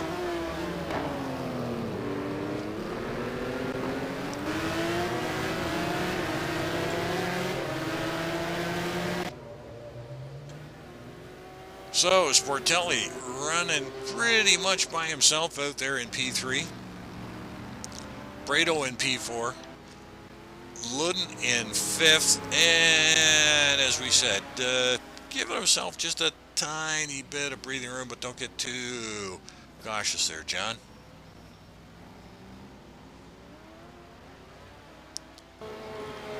Ryan Schleif back into 7th, and you're right, K-Rod.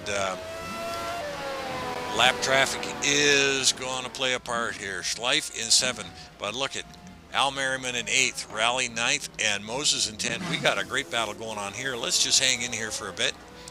I know we might miss something up front, but we got lots of time. So, Moses, Rally to the inside. Whoa, boy, oh boy, Rally on the inside. And Rally has spun it and spun Schleif as well. Woo, woo, woo, woo, woo. So Schleif is the big loser there. And Parsons gets around Schleif. So, Moses and Merriman chasing down Rally. So, Rally gets by. Big Al Merriman. That was quite the fast and furious bit of action there at that corner. So Rally in 7th, Merriman in 8th, and teammate Chris Moses in 9. Haven't done my math here, folks, but 8 and 9. Yep, 3 wide in that corner is a little much. 8 and 9 for PMR. That might put PMR in for the team championship.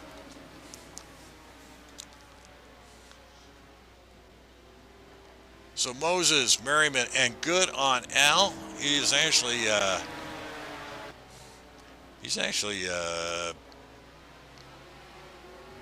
doing really well tonight.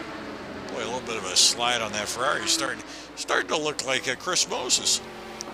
So Rally in 7, Juan Monroy in 6th, and Juan chasing down John.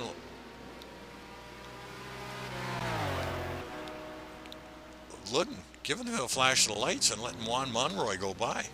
So Ludden has gifted Juan Monroy that position. I'm not sure why, if there was a little bit of contact, but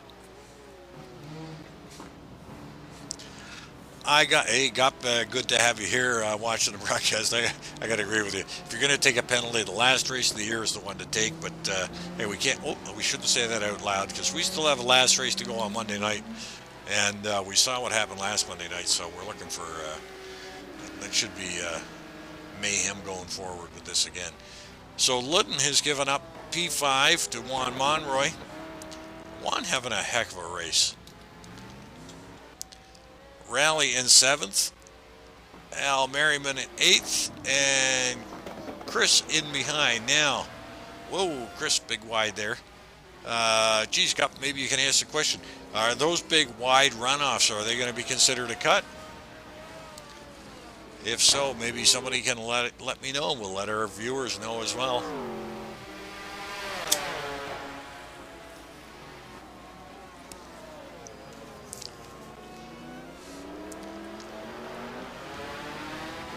And is this where he lets Chris get by? You know, maybe not. Maybe Big Al's just saying, no, you just stay right where you are. I got this one. Chris Moses in 9, Parsons in 10 as Parsons gets around Schleif.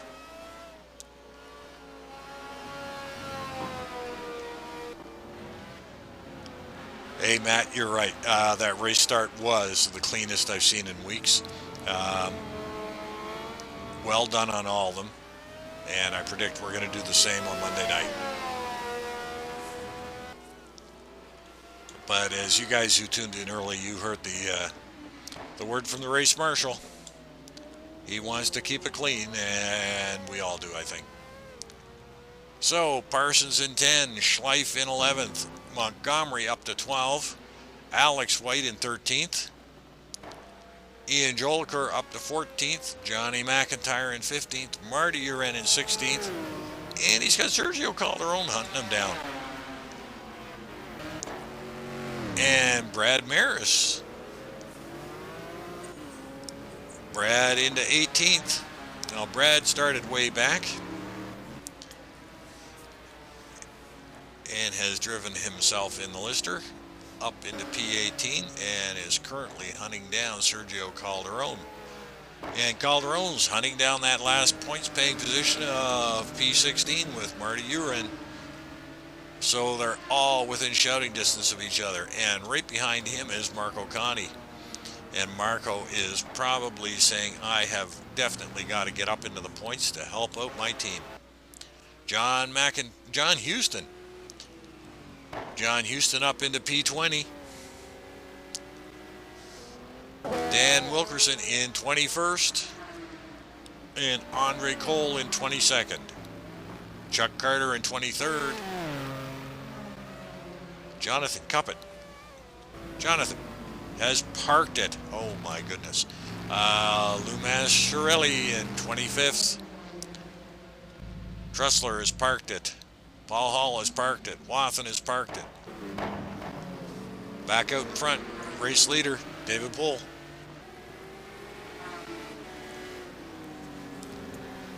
Absolutely right, Cup.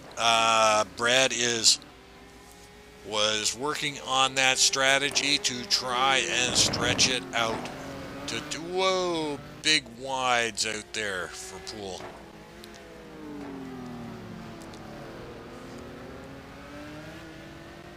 Yes, they're using all of the track. Boy, if these guys, if Poole loses this on cuts, he will be one unhappy camper.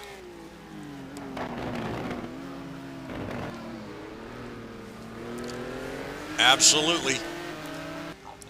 Rich Hromin hanging right in there with your race leader.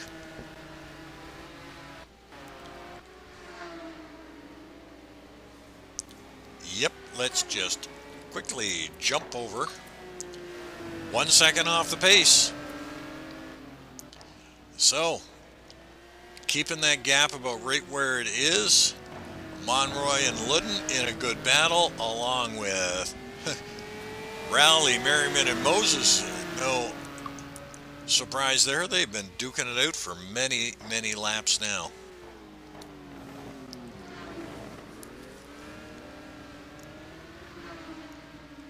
well matched, these two drivers. David Poole, Rich Hromin. Well matched cars, well matched pace. Poole, Hromin, Sportelli. I'm just going to jump back quick for a sec, guys. Sportelli all by himself and Andre Prado all by himself. So we get into 3-4. And yeah, just barely see a little bit of action there in 3-4. Juan Monroy and Ludden. David Rowley giving himself a little bit of breathing room. Got a little bit of pace there on Al Merriman. And it looks like they have got either White or, no, that'll be Lou Masciarelli getting around him. Ryan Schleif in 10th with Parsons all over the back of him. Down the big straight.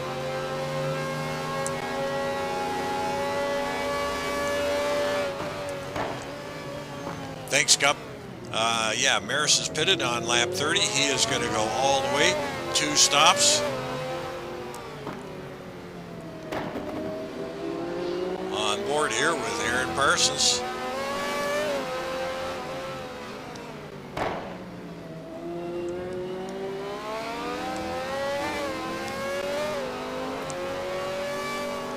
Aaron starting back in P16. Ryan was running up as high as P3 during this race.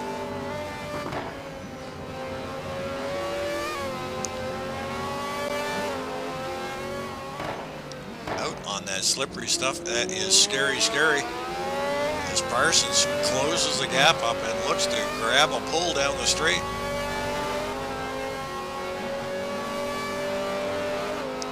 But that Wyra is fast on these straight bits. Parsons hanging it out wide.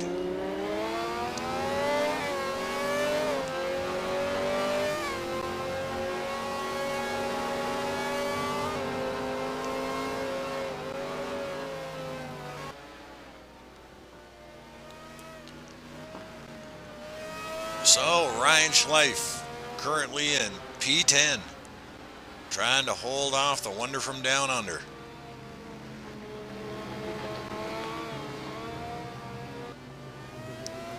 Coming up to a little bit of lap traffic.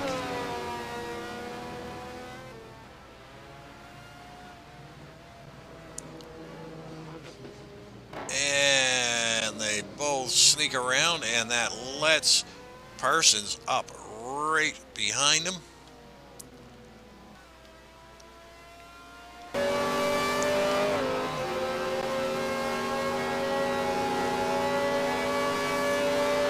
And a battle of the brakes here.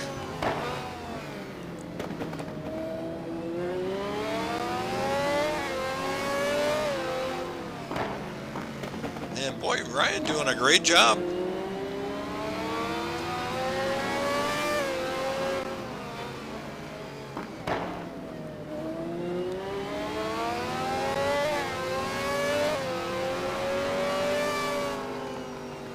Great racing action here.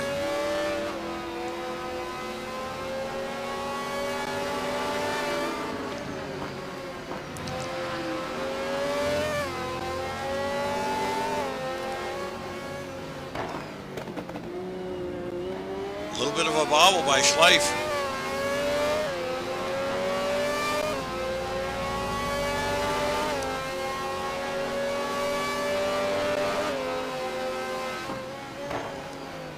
Parsons out wide on this corner. Just about every lap he is taking that thing wide.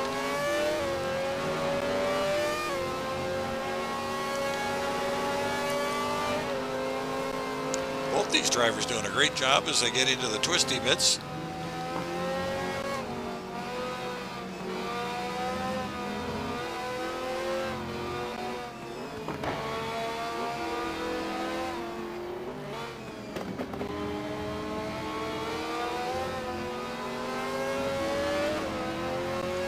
A little wide out there for Parsons.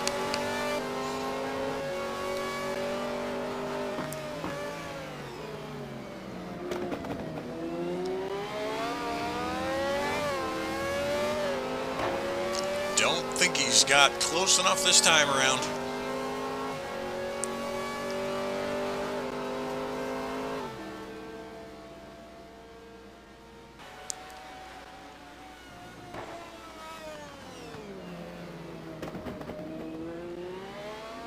So, a fabulous battle there in 11th. Alex White back in 12th. McIntyre in 13th. Montgomery in 14th. Marty in 15th. Sergio Calderon in the points peg position at 16th as he is being chased down by Brad Maris, currently in P17. So Brad moving up nicely through the pack. And he will definitely, if he is squeaking a stop out on this one and going with a two-stopper, he's definitely going to move up in the field. So our driving instructor is going to put a clinic on to everybody. Hey, good question, Matt. Yeah, these temps are high. In fact, we're running 114 track temp. These guys weren't smart enough to run full rad, and you know what? That would be my choice, even though it might not be the optimum choice. But in a 3-hour race, boy, open her up. Houston in 18th, Ian Joliker in 19th, Andre Cole in 20, Wilkerson in 21st, Marco Conni's all the way back down to 22nd. So, boy, you've got your work cut out for you, Marco. You need to get up and get some points for your team. Chuck Carter in 23rd, Lou Masciarelli in 24th. And that's who's left running. Whoa! Guys, I'm real sorry we missed that one. Hromin has taken the lead from David Poole. Man, oh man. Can't win for losing up here tonight, guys. Sorry about that. So, Hromin out in front. And that is not going to be good for Mr. Poole, because Mr. Poole is probably going to have to take a little bit more fuel on than Hromin is, and that might just be the nail in the coffin. And Mr. Taylor, you called it real well that Hromin was closing, but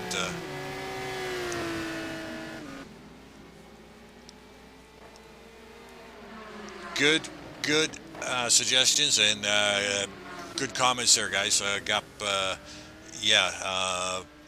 high revs might just do it. This is a big long straightaway here, and if these guys didn't stretch out the gearing, they could be running red line a little more often than they want to, especially over 3 hours. So, Hromin out in front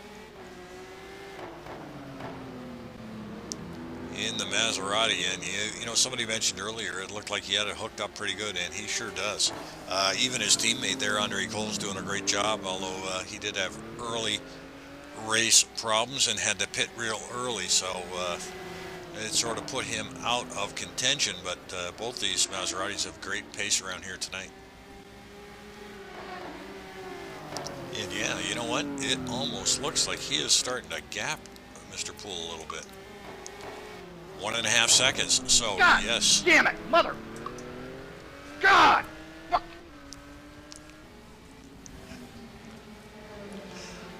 Well, there was a little bit of action from Brad Maris.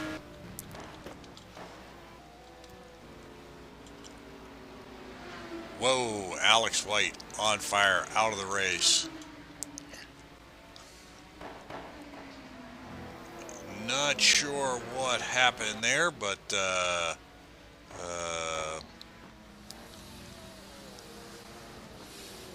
Brad Maris currently in 16th. Well, there you go, guys.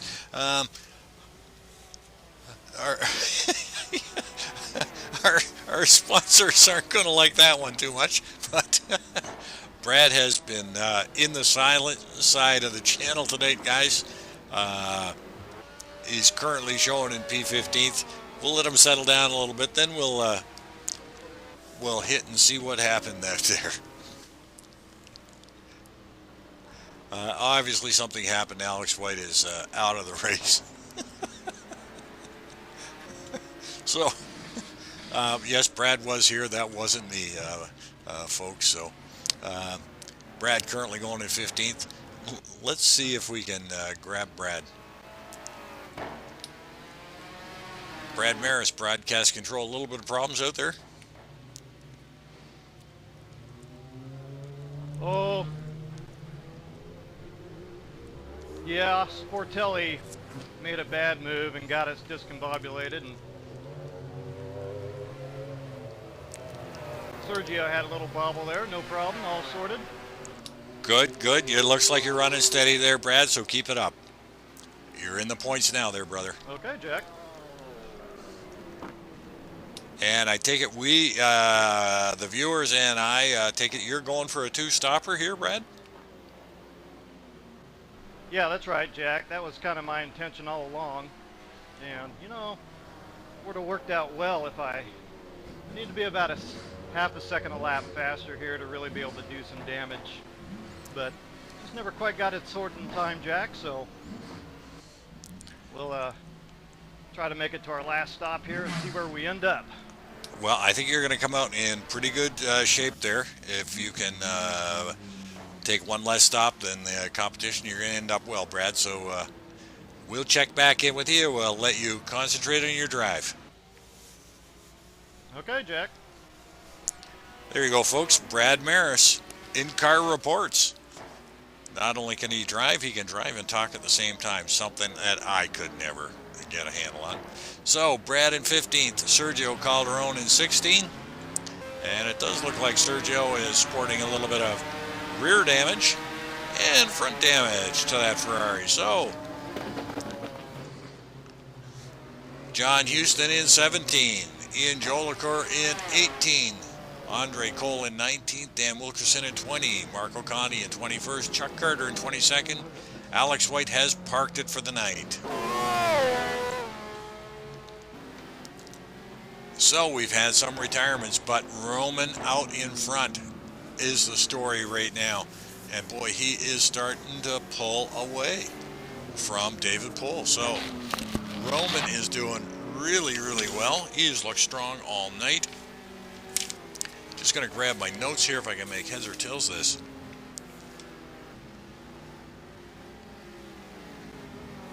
So we're going to have to take a look here, folks, because Hromin needs to pull off a third with Pareto 12th or worse. Well, right now it doesn't look like that is going to happen, but as we saw with Alex White going out and some action there with Brad and Sportelli, anything can happen. So Pohl, David Pohl into the pits. Hromin staying out. Sportelli is currently running in third, and he is staying out. Pareto in fourth. He is staying out. Ludden in fifth, and he is staying out as well. Rally is in sixth.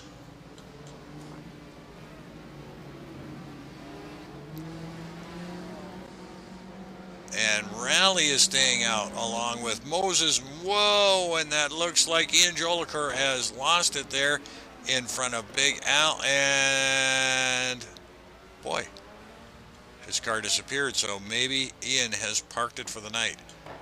Parsons in 9th, Schleif in 10th, Montgomery in 11th. Oh, let's just cycle back up and see how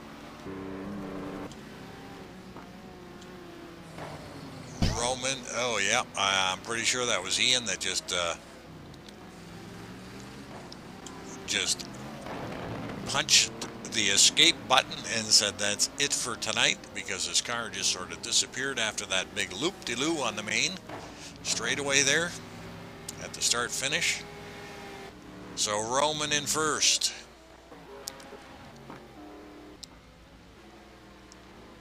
Pohl back out on the track in 9th.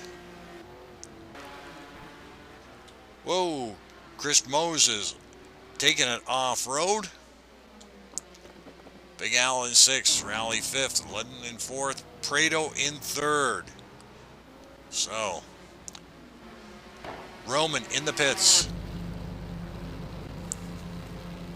Now this is going to be very, very interesting.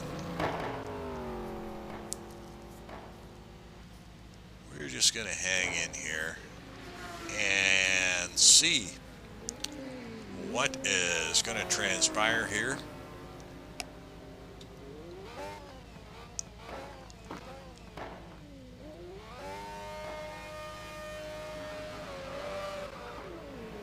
And out goes Schleif, it looks like.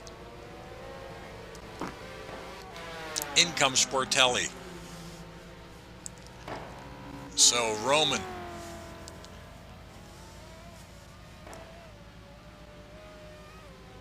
up on the jacks. Hey, welcome Tiago. Great to have you here.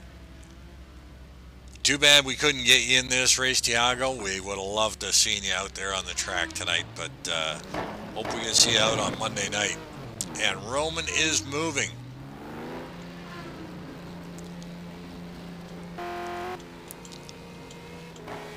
And Poole coming down the straight. And he is out in front. So, wow. Woo. Poole takes over again. It's been an exciting one. I don't know if you've been around for the whole race, Tiago, but boy, oh boy, we've had a few leader changes. It looks like David Poole and Rich Hromin have got the pace on everybody tonight. Yeah, I am amazed. I would have thought the Lambo would have taken a lot longer in the pits than the Maserati, but goes to show you, I really don't know what I'm talking about out here. So we've got Poole currently shown in 2nd, but we know he is in 1st.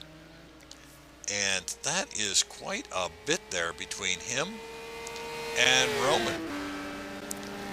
Although we did see in the late stages of that last stint, Hromin really closed up and really had pace.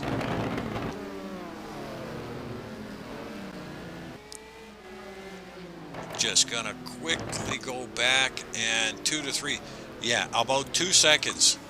So, Poole's got a couple of seconds on, and it sure looks like he is putting the hammer down, but there's no way Rich is going to let him get away with this. So, we've got a great continuation of where we left off. This last stint is going to be a barn burner to the end.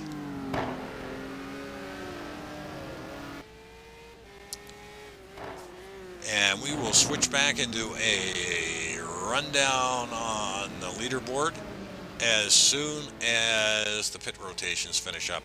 Now, interesting is going to be, where is Brad Mares coming out in this?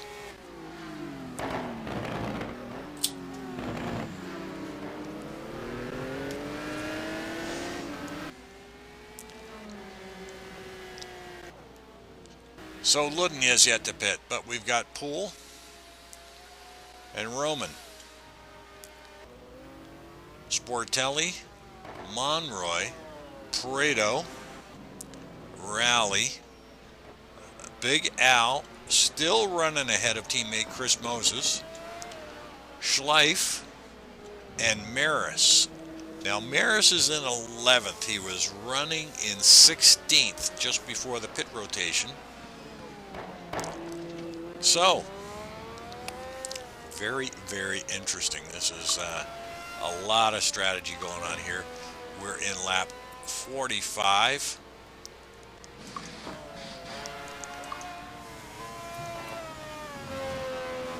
Going to be very interesting to see what lap did Ludden pit on. Haven't got a clue. Matt? Not a clue. Not a clue. You know, my co-host usually looks after all that stuff. You're stuck with the B team here tonight, so Parsons in 12, Montgomery in 13, Cole in 14th, Mack in 15th, and Wilkerson in 16th. As I said, we haven't gone through the final rotations yet, so Marco Conti into 18th, and yeah, he's going to need, like I keep mentioning, he's going to need some points. John Houston in 19th, Sergio in 20th, Carter in the pits, and that looks like Ludden right there in the pits for his fuel as well. So we've got, looks like four or five drivers all stacked up there in the pits, parked it for the night.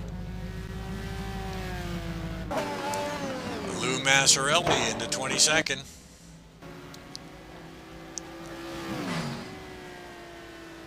So, yeah, I wouldn't doubt it. You know, you're right, sarcasm. Brad comes out in top 5, it's going to be unbelievable from where he started. He was down in, I believe, 26th when he started this race, so on the first lap he was in 26th, so he's done an absolutely fabulous job, and he is still complaining he's off the pace, but boy, oh boy, that'd be a great finish for him. So, Poole and Hromin.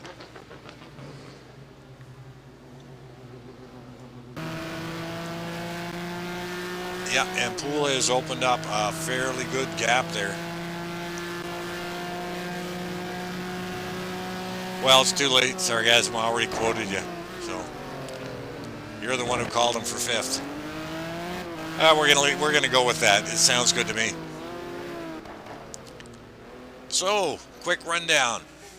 Poole, your leader.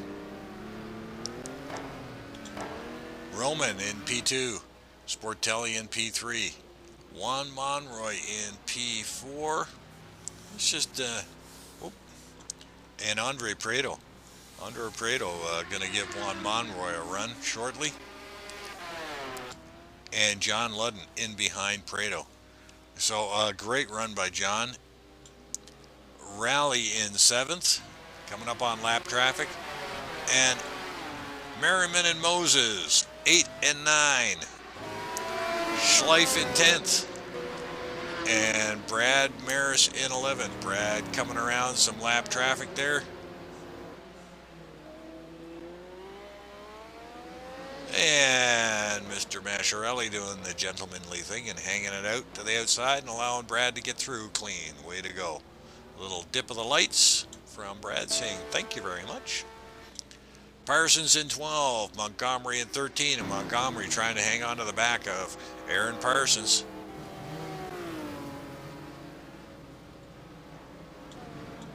And they're not too far behind Brad either, so we've got a pretty good... Whoa, and Maris into the wall. Not sure what happened with Brad there. We got all of that, though. Come on, Brad, get it out of that. Oh, there you go. Wow. Well, Brad hanging on to 13th. That may drop him down a couple of spots. So, he might not finish 5. He might be 7 or 8. Well, too bad on Brad. Don't know what happened there. McIntyre in 14, Wilkerson in 15th, and we've lost somebody else, and Marty Uren in 16, Conti in 17th, Houston 18, Calderon 19th, Cole in 20, Andre Cole in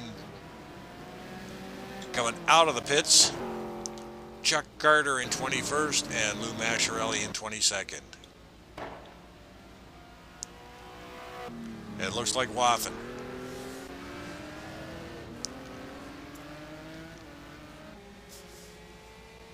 Yeah, you're right. Broadcaster's curse happens all the time.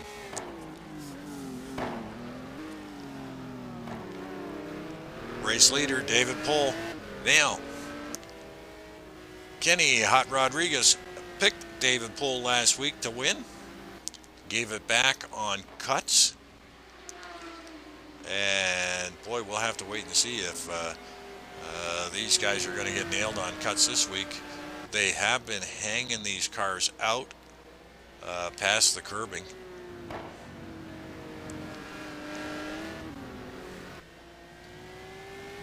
So we'll have to see if that is going to affect them, and it will be a heartbreaker if it does. But David Poole looks like he is maintaining his gap. Whoa, 3.5 seconds. He is actually stretching that out there. So Monroy and Prado looks like he's closing up on him. Yeah, I gotta agree with you, sarcasm. It's going to be a killer if these guys get penalized on cuts. But hey, it's the same rule for everybody. So keep it between the curbs or pay the penalty. Sportelli sitting in third. Now,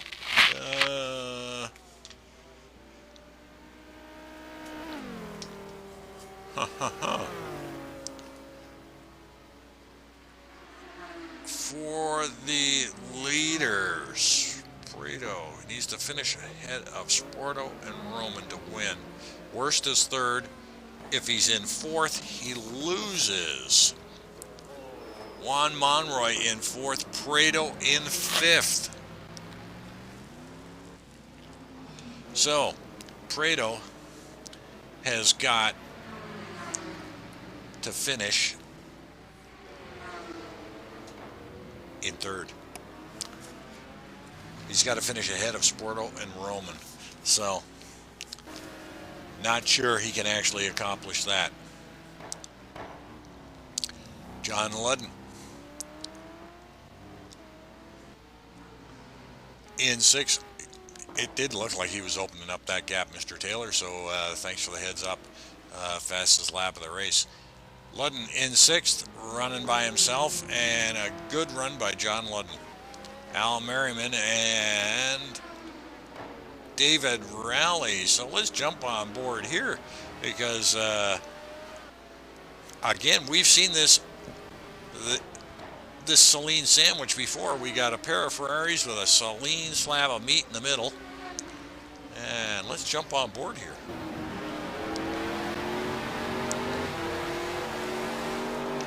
Big Al taking that wide out there too. Boy, if they're counting those as cuts, these guys are all toast.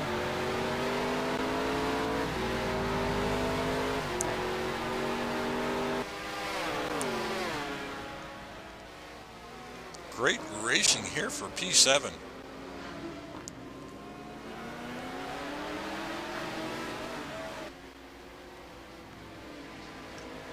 The saline in between the Ferraris as Moses hops it over the curb.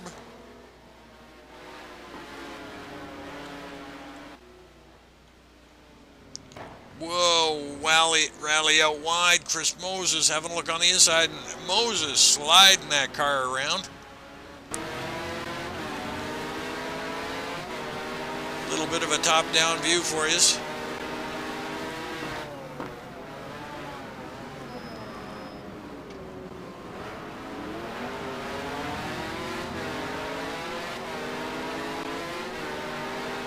Chris got a run on rally down the straight.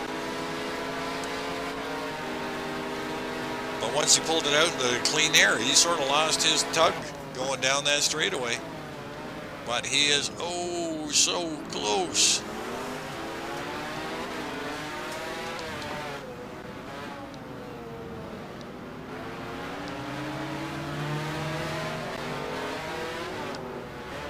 And Al, a little outlet and rally, close up a little bit.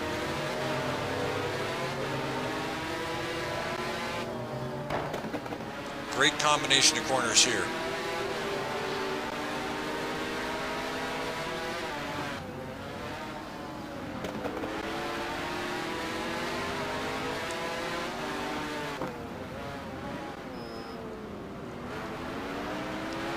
On to the start finish.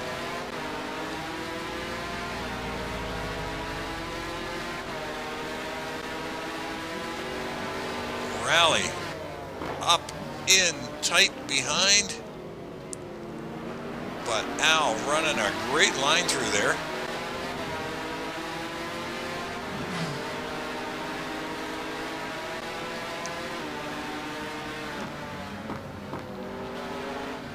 Boy, we're almost 2 hours in, and these guys are going at it, nose to tail.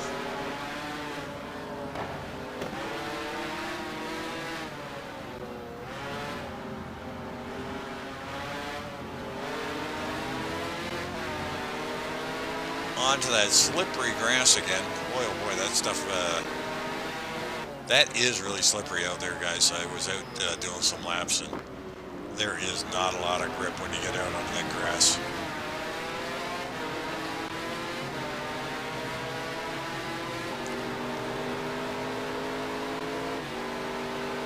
Rally trying to get a tow.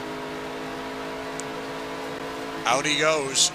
Not enough. And a smart move there as Chris sort of slides it into that corner there. They are all pushing like crazy. Rally, a little bit of a bobble there. And locks it up. Whoa! Whoa. I have no idea how he hung on to that.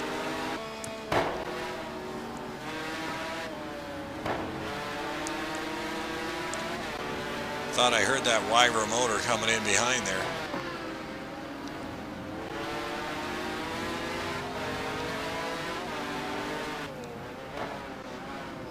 Oh, and Rally just slipping and sliding that car all over the place.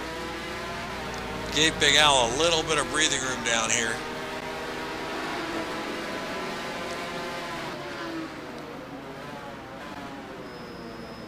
And in tight, boy, oh boy, that was really close with Rally on Big Al's tail.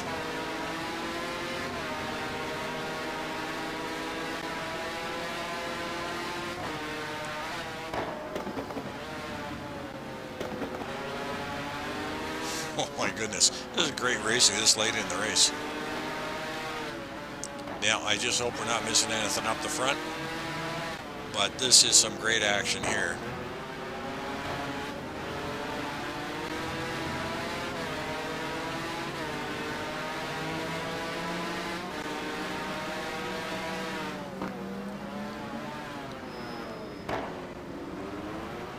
Rally just trying, but cannot seem to pull the trigger there.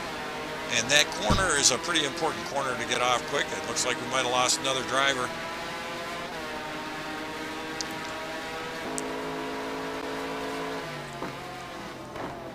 Rally having a good look, but not quite. Just to give you an idea, I do believe up in front is maybe John Houston. And boy, oh boy, these guys all have great pace, even though John is down farther in the leaderboard. They are not really catching him too quickly.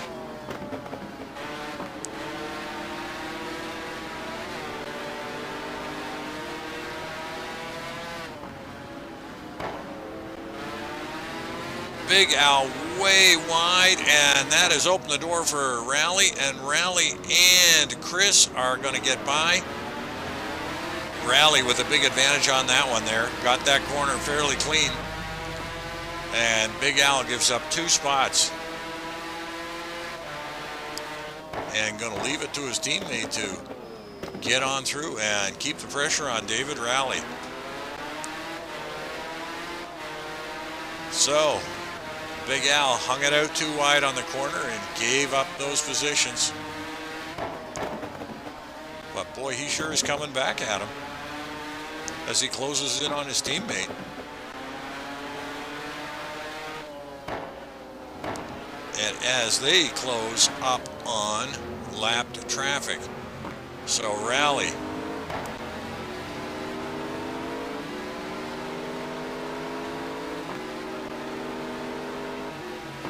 And I do believe that's John Houston. Rally out really wide, allowing Chris Moses to close the gap up there.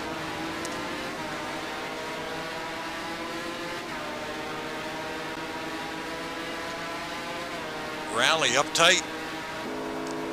Down on the inside.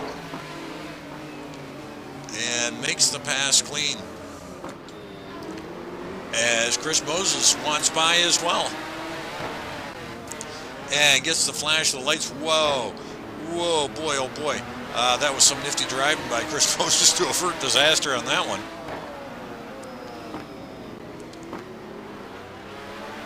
So, some great action there. Let's just scoot up a little farther. Ludden in 6. Andre Prado in 5. Juan Monroy in 4. And Prado is closing the gap on Juan Monroy there and making a push for 4th.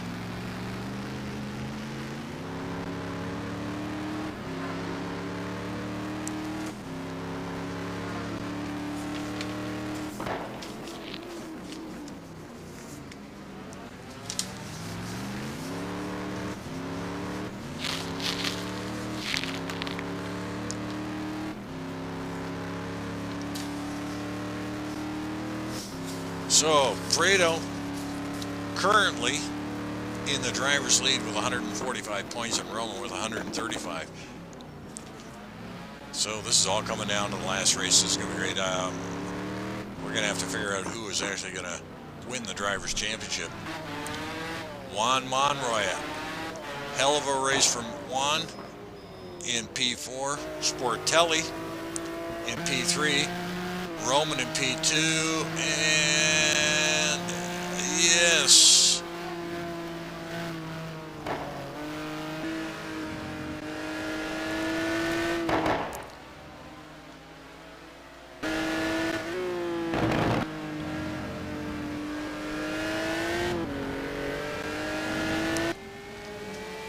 David Pohl out in P1.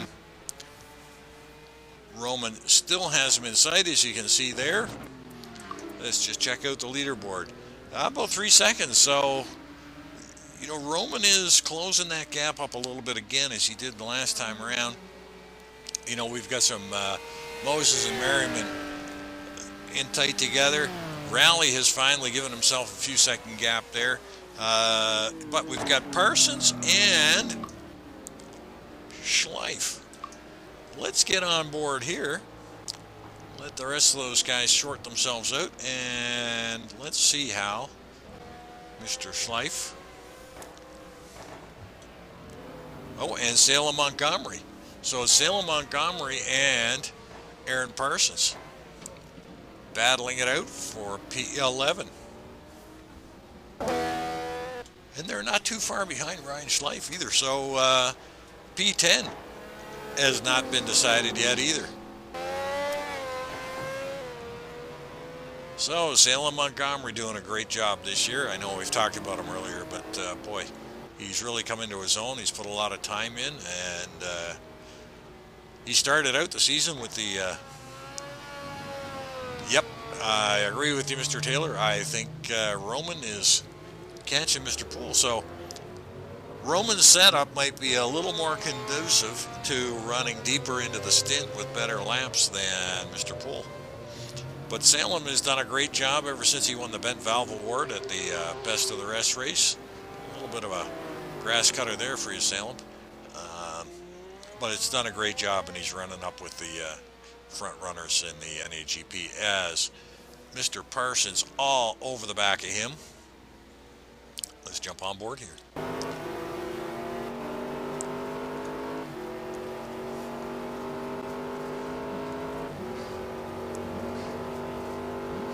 So Salem holding his composure as he comes under the Australian threat.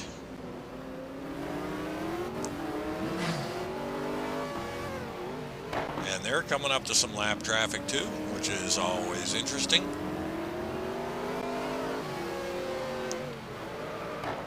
Whoa, big brake lock up.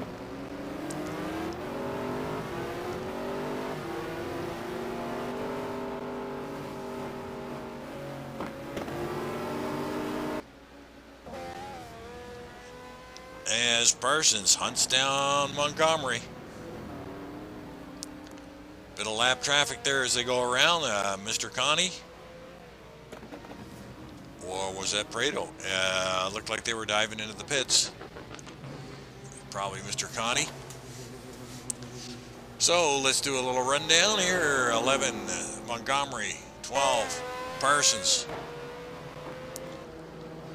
Maris in the 13 after his unfortunate off, which put him into the wall, and I'm not sure what happened there, but we're going to try and catch up with Brad a little later on. Johnny McIntyre in 14, Marty Uren in 15, Dan Wilkerson, final points paying position. Good on you, Dan.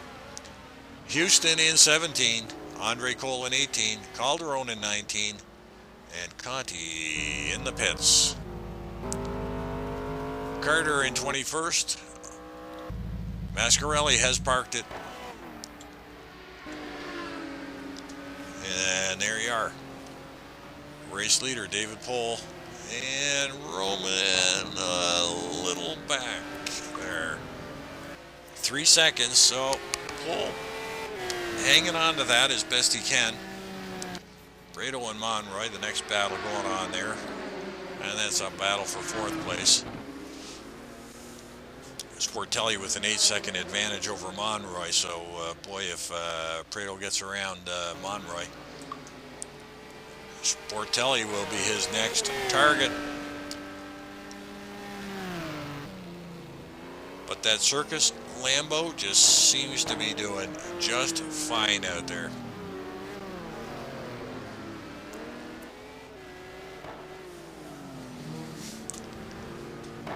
Again, lap traffic, making life interesting for these guys.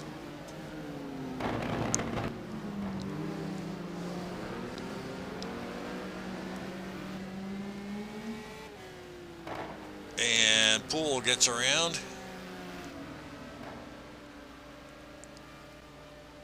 And now it's Mr. Roman's turn.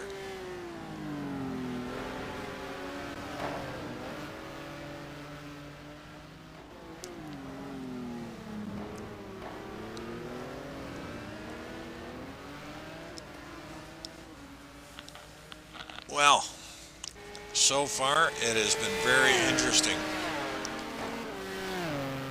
We've got 2 drivers who seem to have this track figured out. And we've got 25 that are battling it out. So we've got about 20 guys left racing. The rest have parked it. Hromin yet to get around. I think that's Sergio Calderoni.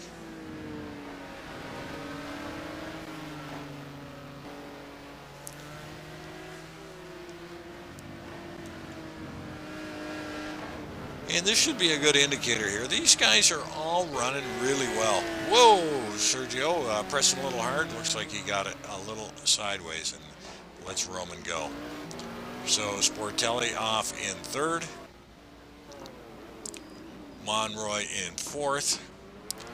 Prado into 5th. And Prado still got Monroy in his sights, but boy, Juan is running a hell of a great race tonight.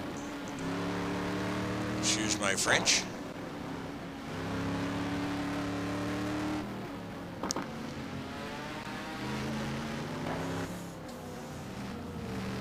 But he is coming under pressure from our current points leader in the Drivers' Championship, Andre Prado.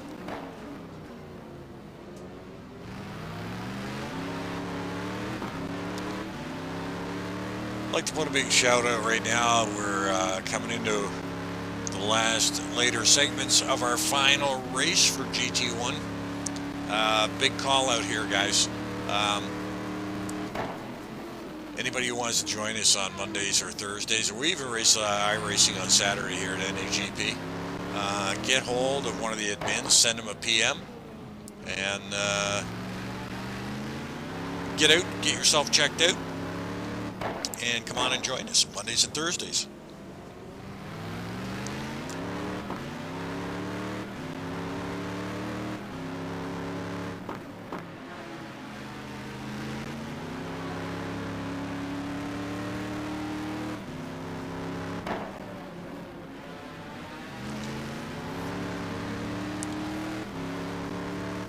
So we've got Prado in 5th. Chasing down Monroy. Sounds like we've got some pit action again. Let's just check out the laps. 58. So yes, we are going to be coming into some pit rotations now.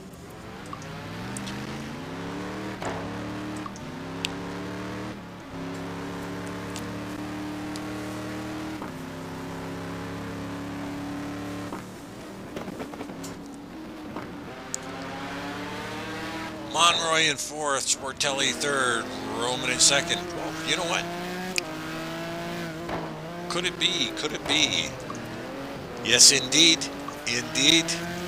Almost a television replay of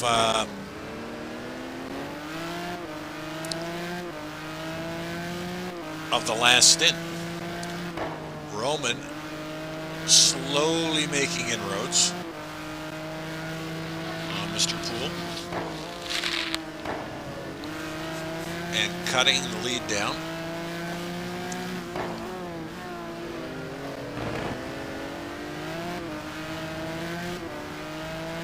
And Rich getting on that fuel really quickly out of the corners.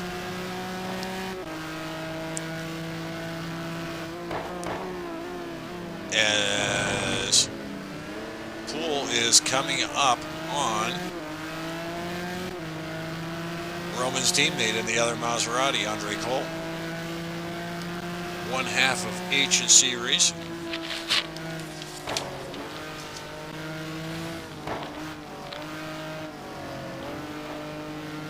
And boy, you know what? The big winners are the, sorry folks, I was just taking a look at the team standings again. Because I'm trying to get a handle on who's going to win. Whoa, whoa, whoa, whoa, whoa, whoa, whoa, whoa, whoa. Well, there was 2 corners that weren't too. And we have got a spin. David Poole has spun the car. He got tangled up with Andre Cole, and now he is in the hunt. A little dip of the lights from Andre. Wow, settle down, David. As he now has to chase down Rich Hromin.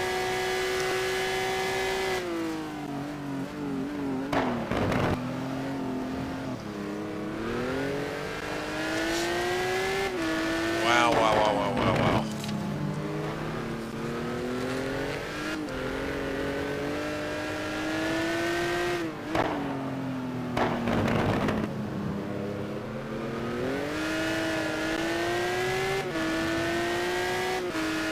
Well, what do you think of that? Boy, oh boy, oh boy, oh boy. You know, getting around this lap of traffic is always tricky, and that especially, you know, we know there was no malice, no intent there at all. I'm not even going to suggest that, but we know it's tricky getting around other traffic, but that especially looked bad when it was Rich Hromin's own teammate that was involved in that. But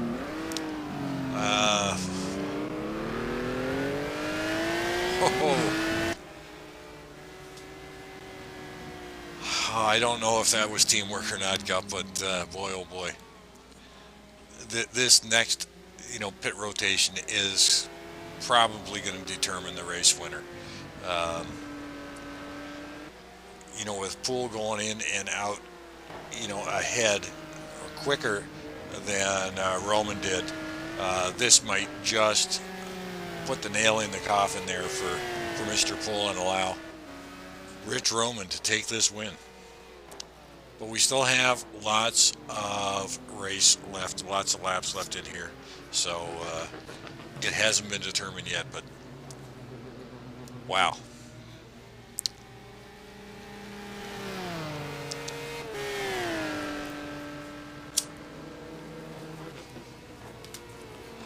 That deserves a cigarette here in the booth, folks.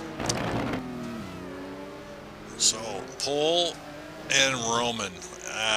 Let's just see what this little split is now. 1.5 seconds. It is almost flip-flopped. But You know what? We're going back to catch some of the other action there, and that is Prado running down.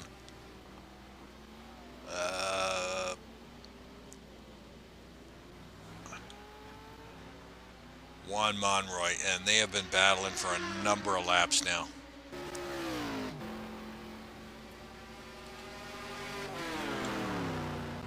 And they are really close together.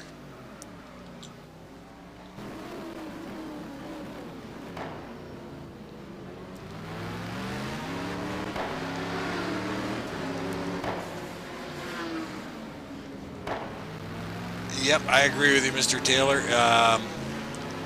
You know, Poole is going to have to pull some magic out of this next pit stop, you know, to get an advantage there. But if,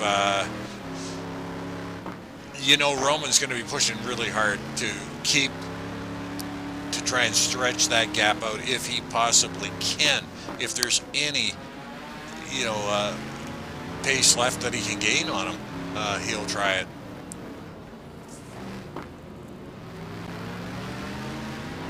Whoa, big bobble by Monroy. Great recovery, though.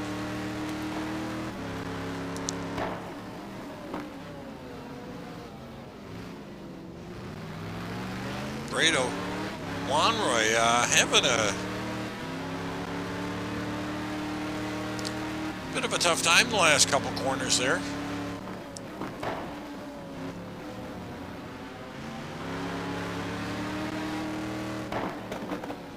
Prado coming up close now. Let's jump right on board with Andre Prado.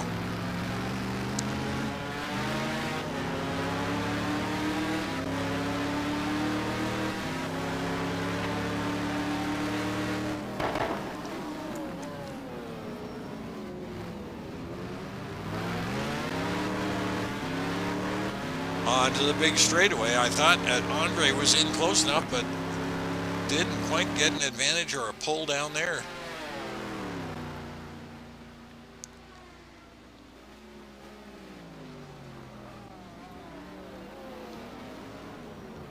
So, Prado and Monroy battling out for a number of laps now. Just want to jump up front there as these two look like they're settling down just a tiny little bit. A bobble again from Monroy.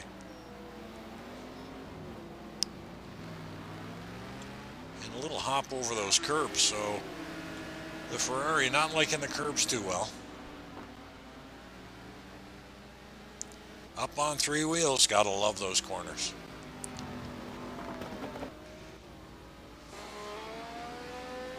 So Poole.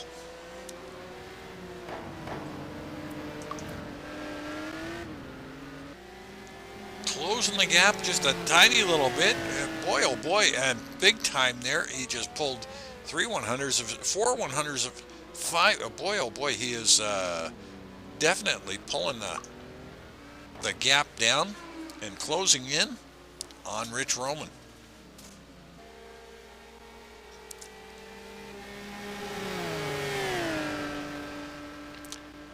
So your race leaders, Poole and Hromin out in front at this moment, but the lead has changed 3 times so far, and I don't think we're done yet.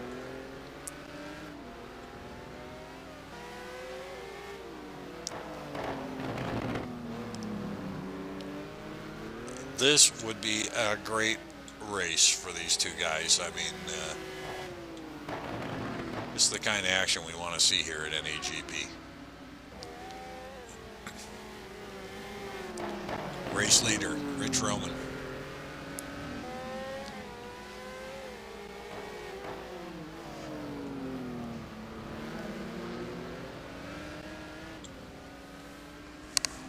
Across the start-finish line.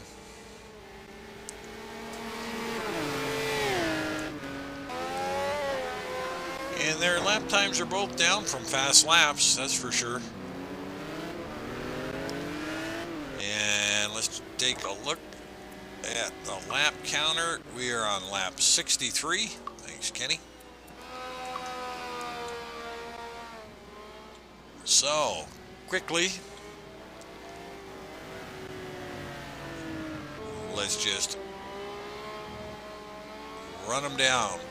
Hromin, Pohl, Sportelli, Monroy, Prado, Ludden, Raleigh, Moses, Merriman, so Al Merriman has given that up. Parsons in 10, Schleif in 11th, Montgomery in 12th, McIntyre 13th, Marty Uren in 14th, John Houston in the points. John, way to go. 15, Andre Cole. After a first lap debacle, has got himself back up into 16th with Brad Maris in 17th, right behind. Brad's slipping down,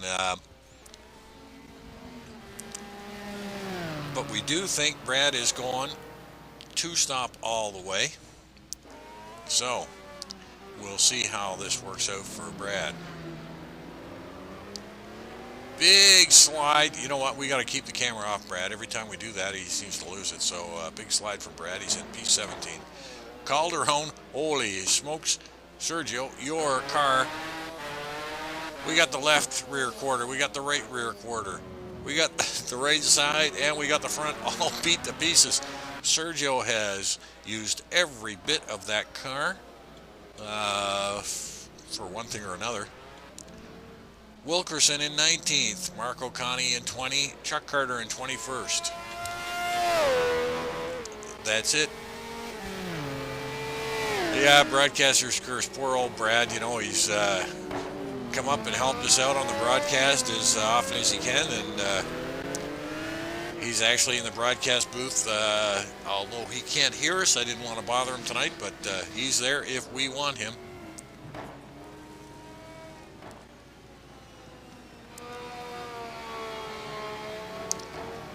So, out in front with your race leader again, Rich Hromin.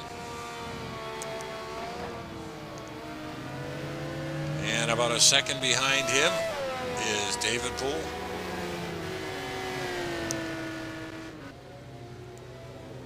And you know, both these cars are must be really well suited to this track. Wow, wow, wow. A little bit of a bobble there off of Rich on that corner.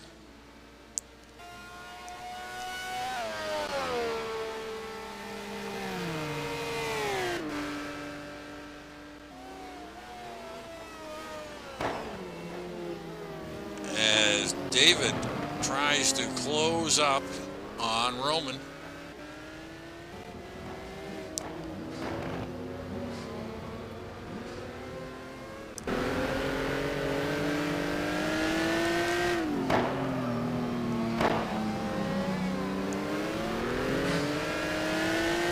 Hromin, a little bit of a bobble.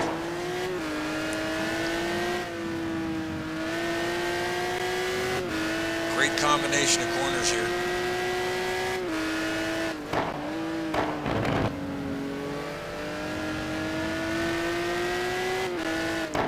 And Pohl into the pits.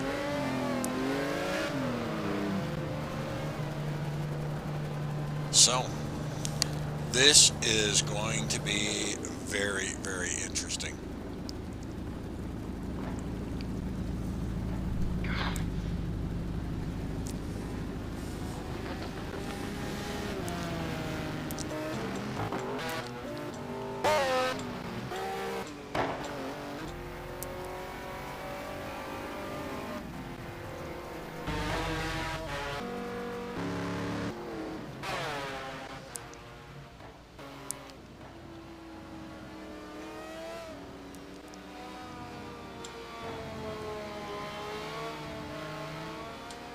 Hromin hanging it out there.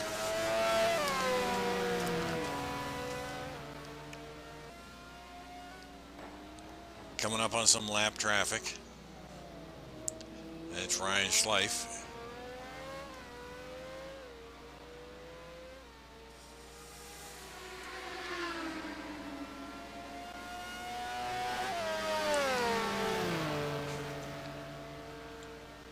Yep, Hromin in behind Ryan, and Ryan must be aware he has got, yes, and out wide he goes. And lets Rich by, and out a little too wide you went, Ryan, and out doing a little John Deere lawn maintenance. So, Sportelli provisionally in second right now. Hromin hanging on to the lead. And we are going to watch this, folks. We're going to keep our eyes here. Whoa, he's staying out. Hromin is staying out. No, Hromin is in. Into the pits. All right.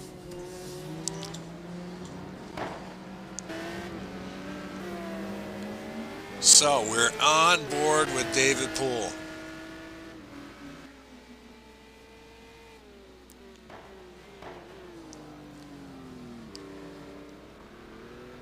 Oh no, Kenny, your computer is completely done.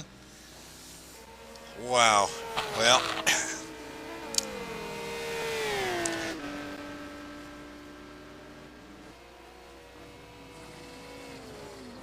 I don't know if you're going to make it for the Monday finale. I sure hope you do. Buddy, we'd love to have you along with us. That's for sure. It's the big 2-hour final. Well, Mr. Taylor, our off-broadcast statistician, is saying we're going to have a 1.7 second lead to Mr. Poole. So,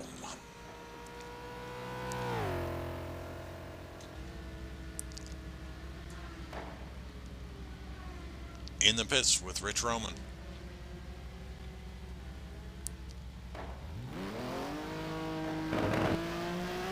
Off the jacks, and he is rolling.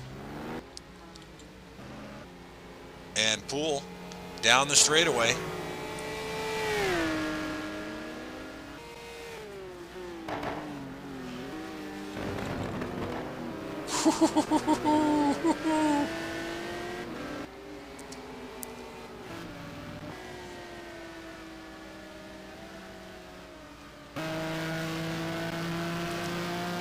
Wow.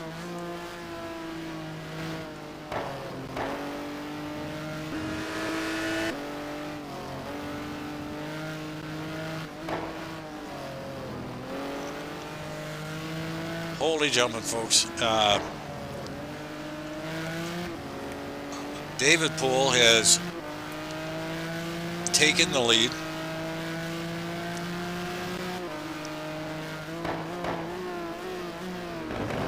And Rich Hromin out on cold tires is pushing hard, but Poole has got some good warm rubber and is going to have advantage on this lap. And just quickly, I'm going to shoot back here. And yeah, Poole has picked up a 4-second advantage. So, lesson to us all. The pit stop is a game changer. So for us drivers that are not as well versed with our pit stops, we had better get it together, because this may end up being the difference in the race. It looks like Salem Montgomery into the pits as Rich Hromin is going to do his best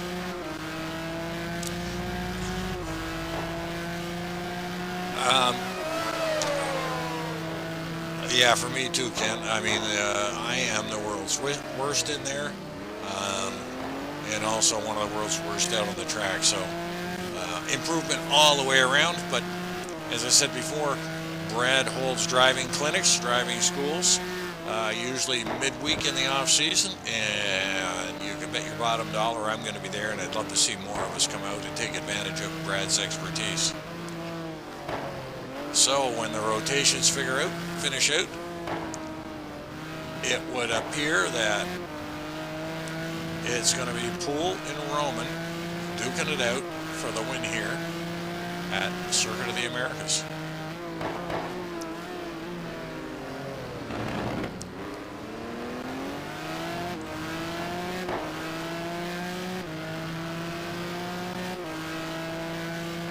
So, as you put up there, as long as they don't have any lapses of concentration, it is going to be really tough for these two well-matched competitors in P1 and 2. But there will be a cut review following the race, and that is going to be like sitting on pins and needles to wait to hear who's going to win this one.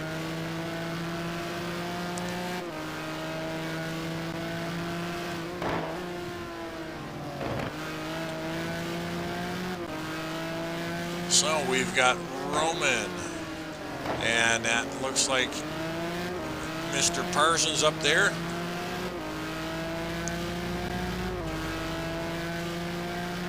Yeah, you know, Mr. Poole suffered from the cuts in last week's qualifying race. The only thing that saved his bacon is he qualified in first place.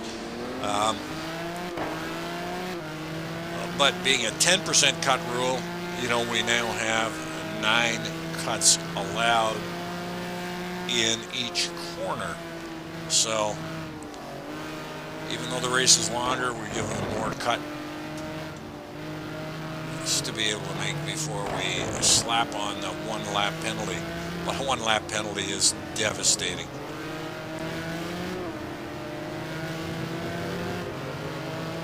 So Hromin not finding the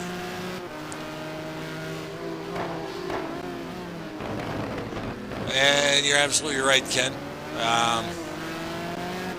But you know, if you cut and you got a penalty, you get a penalty. It's the way it is. You know, nobody likes me to say it, but if you cut the track, you cheated. And that's just the way I see it. So, Hromin, and Mr. Parsons hangs it out so wide.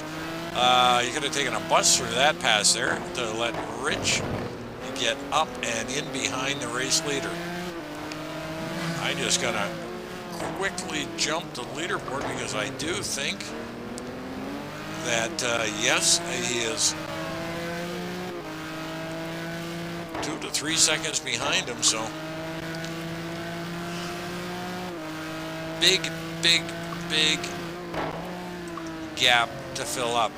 68 we're running out of 92. There still is time, so we're gonna call it pole in first, Hromin in second. Ludden, who has just pulled into third, will drop a few spots.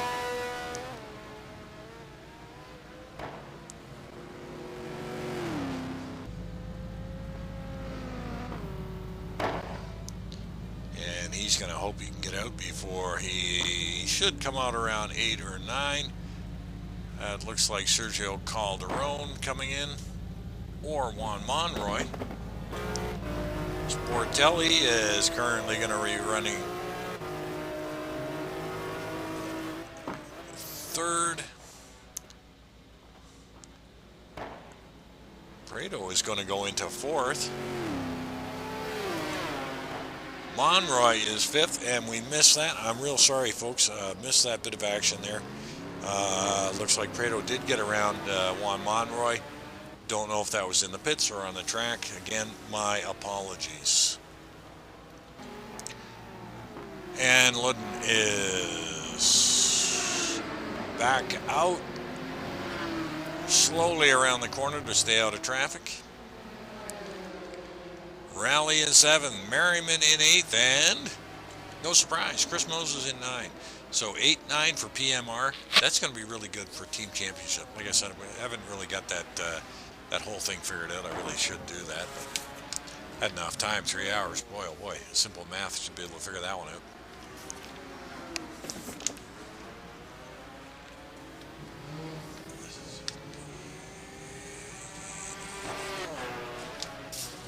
May not be enough. May not be enough. No, it won't be.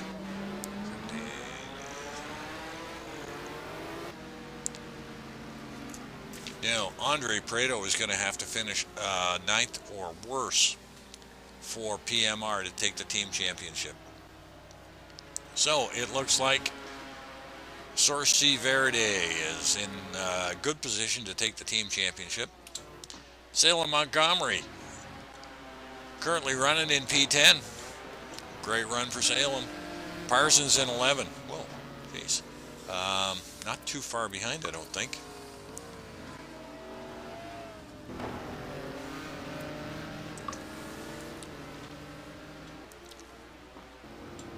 Ryan Schleif in 12. McIntyre in 13. Brad Maris up to 14. Andre Cole in 15. Houston in 16. A great run. I've got to mention my Andre Cole too. First lap problems put him into the pits. It had to be a tire problem. Wilkerson is 17. Marco Conti in 18. So Marco is slowly clawing his way back up. And let's stay on board here and see what Marco's got up his sleeves.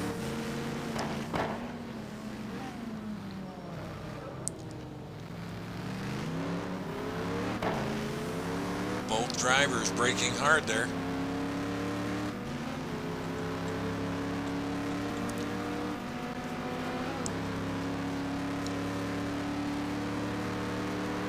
Hard braking zone coming up here.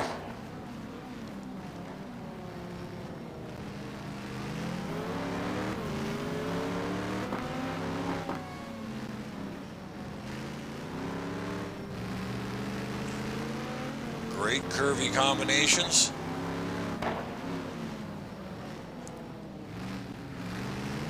Marco, a little bit of an advantage there.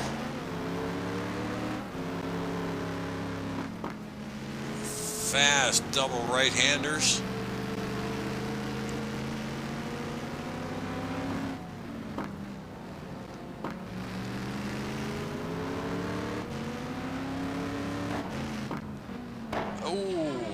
In tight. Marco had to get on the binders. Not going to help him down the straight here.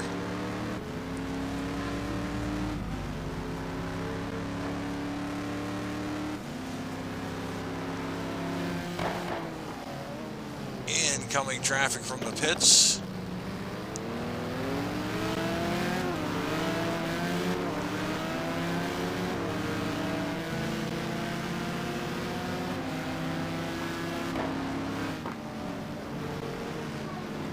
Good action.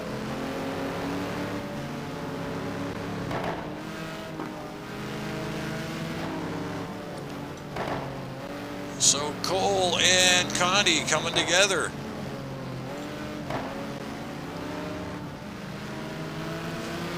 And Conti saying, nope. You're not getting in on this fight. And Conti to the inside. And Big Bobble and Wilkerson down the straight, and is going to be able to take advantage of that. Bobble, but Conti hanging it out.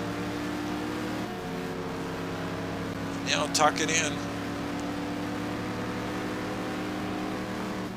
And going to try and outbrake him. And he does. Wilkerson going to try the same move. I'm going to the inside, and boy, we just are slapping doors here late in the race. Conti back at him again. And now Andre Cole getting into the mix, and poor Dan Wilkerson has just been battered.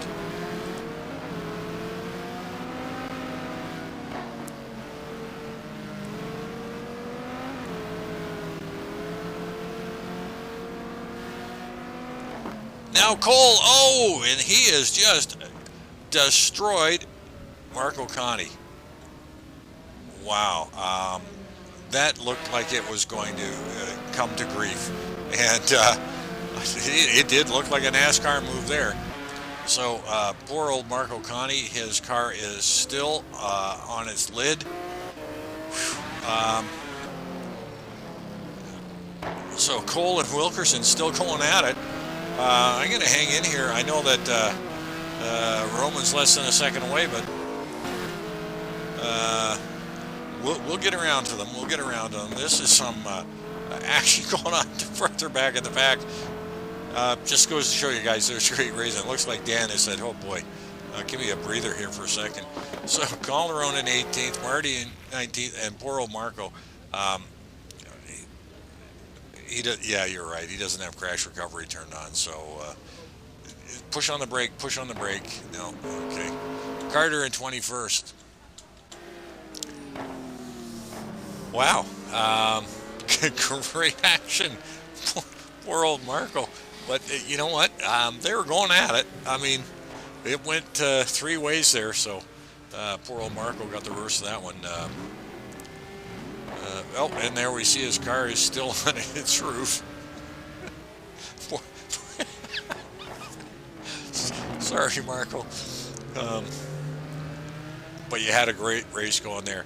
Up farther ahead, I mean, you can see Sale Montgomery and the PMR guys running nose to tail still too. As this is a really good indication of the clinic these guys are putting on here. You know, we've only got 9 guys left on the lead lap.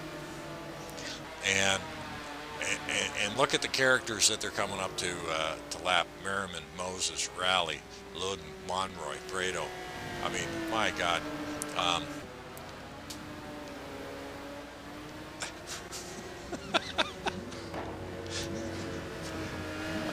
I'm loving the comments, guys. Thanks for keeping me company here tonight. It's been a pleasure having you up here. So we do see Hromin is, as we saw earlier, he seems to be able to hang on to the back of Poole later on in the stints. So just quick, just going to grab the laps. 73. We're on lap 73. So we have less than 20 laps to go. It is late. It is 11:15. I'm definitely going to be late getting into the office tomorrow morning. And you know, at this point, I think I'm just going to sleep in and ride the motorbike to work, and the heck with it. This is more fun. So, David Poole out in front. Again, all provisional. Cut review must take place. Car sculptors, yes, there is a car sculpture out there. It's the big Ford GT inversion going on out there tonight, folks. So Poole and Hromin.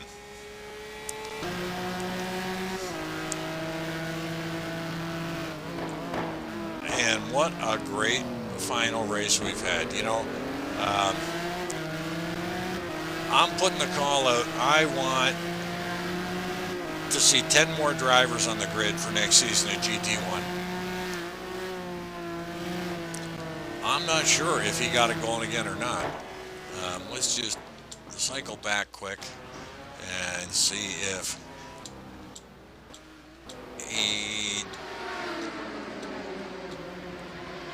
he parked it.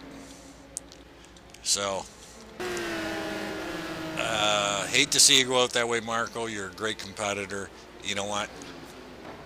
I want to see the write-up tomorrow.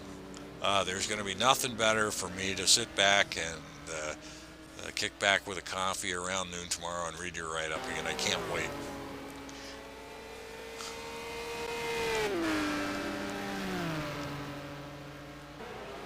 So we've had some great action going here. Probably getting down around 17 laps left. Yep, I think more than call the tow truck, Ken, I think they had to call the wreckers to come and get that one because it sure looked like it was destroyed. So Poole and Hromin putting on a clinic. Sportelli in third, Prado in fourth, and he still has, you know, Prado and Monroy have been going at it pretty good tonight. Even though Prado has gotten by Juan Monroy, Juan is sticking right with him. John Ludden. My favorite driver of the season this year. good on John. I think he had one DNF. I might be wrong, but one DNF and in the points every race this season. What a rookie season. This guy needs the rookie trophy of the year. David Rowley in P7. Good on David. Boy, oh boy, I don't know what time it is over there. Getting on 5 o'clock in the morning over there in Britain, and this guy's still putting in a great show at P7. Chris Moses in P8. And Al Merriman in P9. A great run for the Ferraris tonight, a great run for PMR. Salem Montgomery, one of the most improved drivers this season, is Salem Montgomery. Hey, loving you, big fan, Salem. Mr. Parsons, I think he is the most winningest driver in NAGP, the Wonder from Down Under. Great guy. Can't say enough about Aaron. You got a computer problem, post it up on the forum.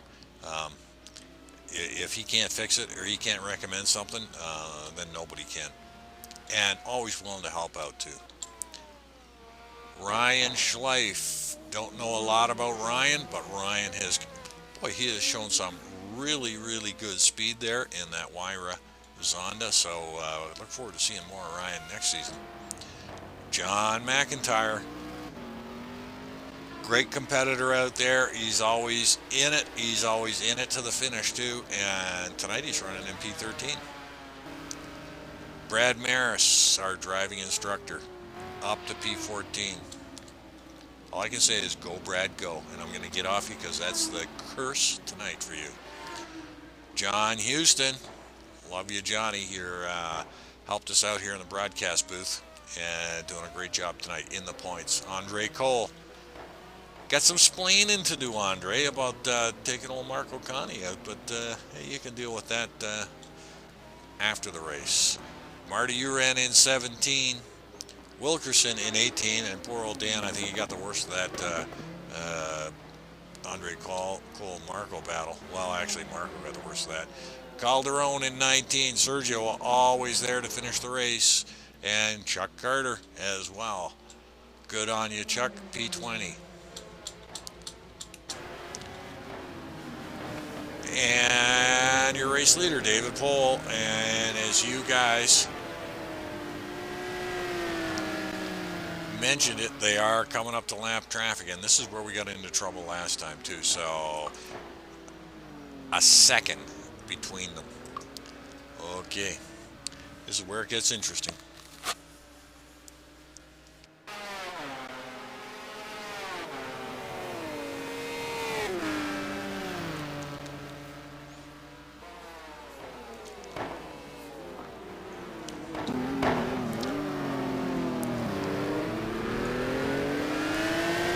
So we're coming up on Salem Montgomery and the PMR boys.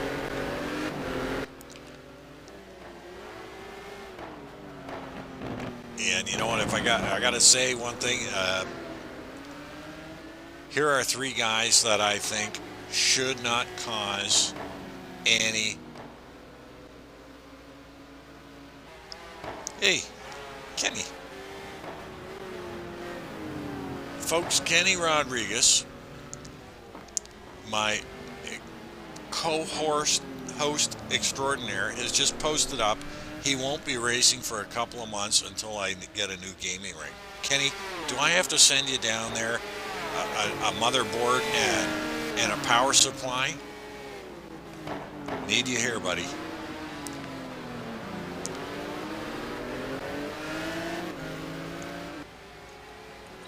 So as our race leaders, Pohl and Hromin, close up on this lap traffic, you know what?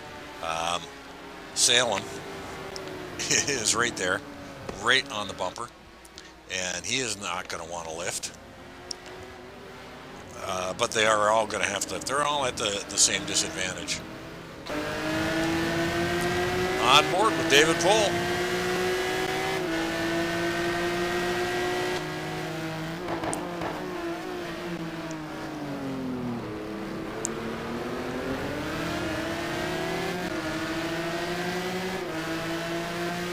Down the straight.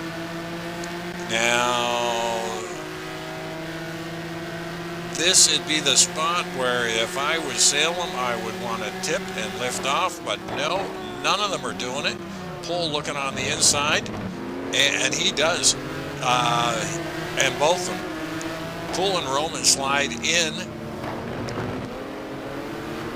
to the inside of Salem Montgomery and get around, and that looks like Chris Moses.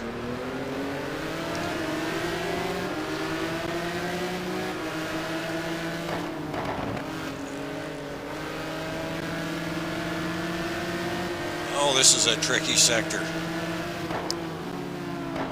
And Hromin right up. Oh my goodness, this is going to be great. Hromin on the inside, and he gives Poole the old knockaroo. Whoa, not cool.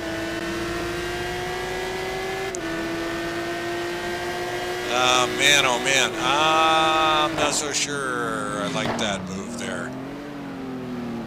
Poole in hard, going after Hromin again.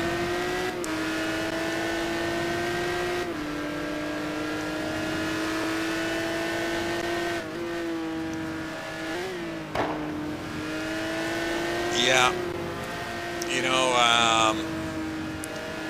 I'm glad I'm not the only one who feels that way. I sort of think that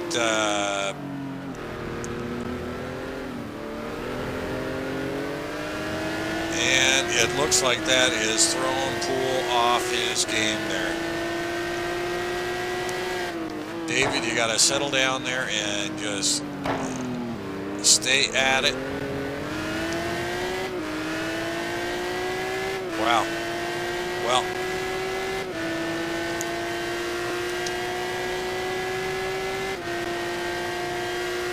that's going to be a tricky one there.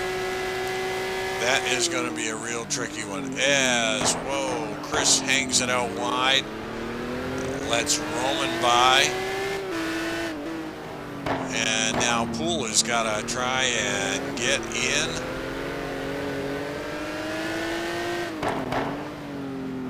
And get his way around Chris Moses.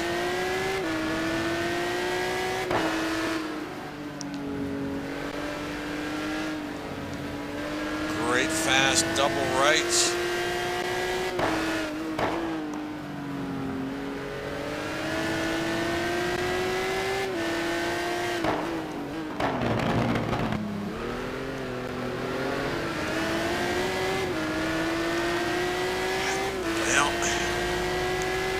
Chris giving him the light. Chris is going to hang out to the outside here.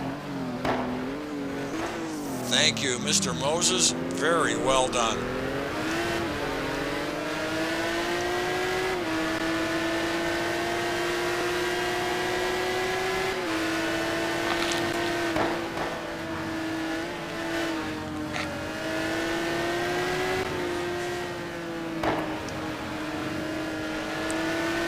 I don't know if what you guys think of that, but that is not the way that I would want to see this race be decided.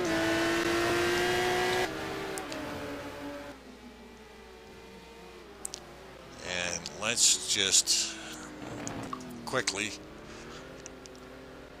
2-second advantage to Hromin throughout that, I'm going to call it a schmozzle, and that's what it was. It was a schmozzle there. So, Poole has lost 2 seconds, and you know what? Sorry guys, 79. Got 13 laps left.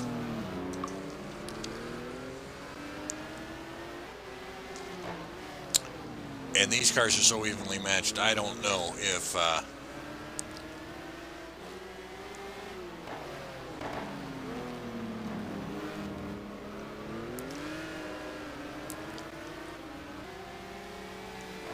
oh, interesting comments up there on the boards, guys.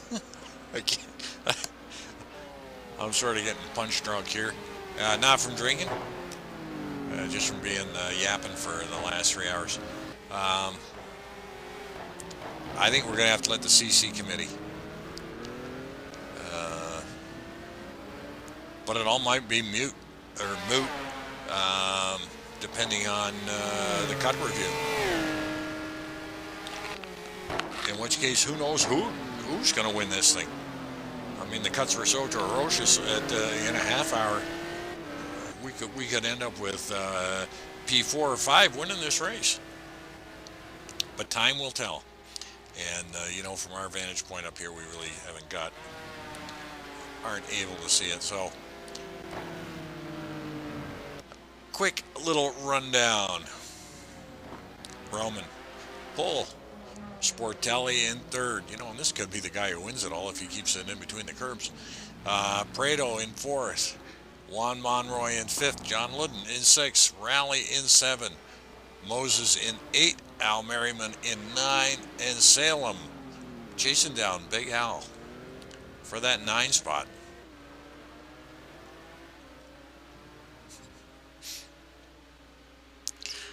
Yes, there is controversy or controversy everywhere in NAGP these last few races, but it is a ton of fun, and you're right, that's the way we want it around here.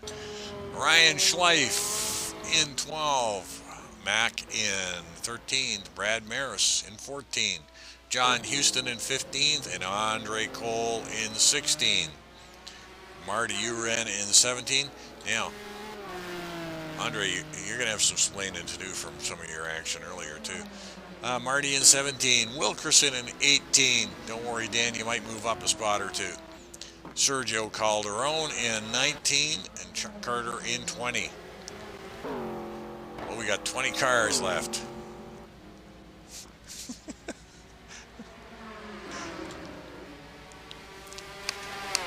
Well, Ken, it's great to have you guys chatting away on the broadcast. It kept me company. This is a long 3 hours up here, but heck, it doesn't seem as long as that. So we've got maybe about 10 minutes left in here. I don't know if we're going to finish on time or distance or what the minimum or maximum is. I'm at a total disadvantage tonight without my expert statistician and race expert Ken Rodriguez. So Hromin is hanging on, and definitely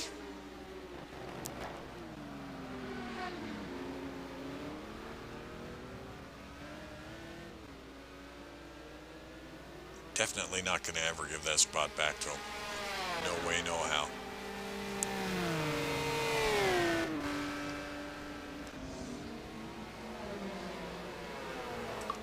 Well, the gap is steady around 1 second.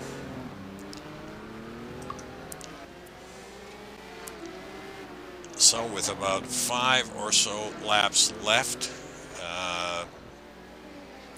I don't know if he's got it in him. Although we do have more lap traffic coming up. So we've seen it happen. We've seen the race lead change at least 4 times tonight. The last change is not maybe the way we'd like to see it, but it did change. It did happen.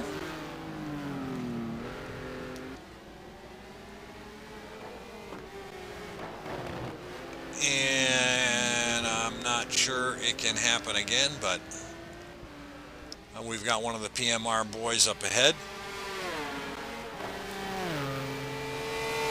I think that's Big Al, as Rich Hromin closes in on him.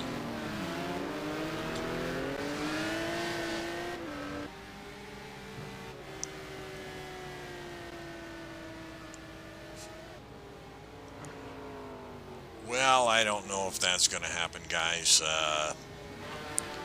He will definitely lose any credibility if David Poole tries to make a very sloppy overpass.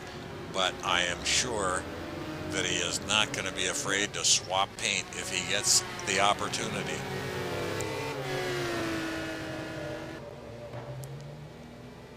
So, Hromin, Poole with Big Al Merriman in front.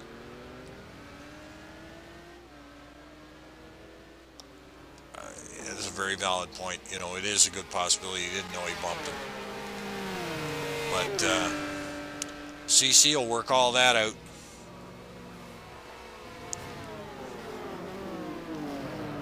Into the braking zone, and Poole looks like he might be closing it up, but I don't think he has got enough. I don't think he's got enough laps left in the race to do it.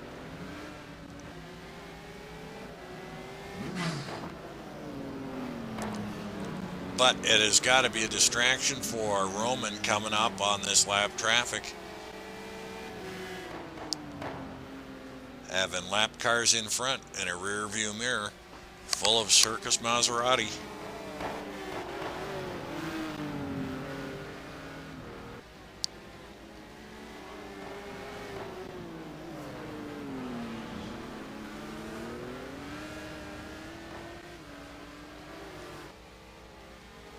Yeah, a good point that's being made out there. A lot of the times, you know, due to computer issues and frame rate issues, you may not even know if you've bumped somebody or not.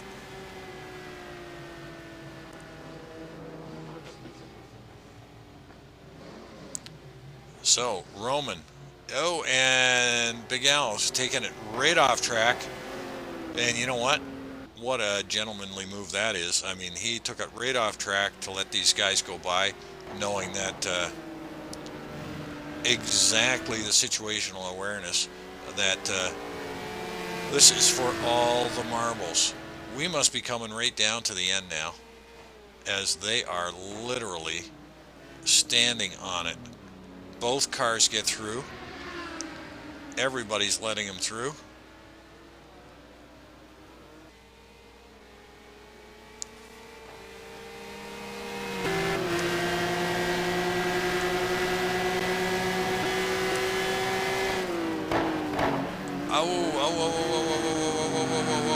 Whoa, and we have got some great action going here late.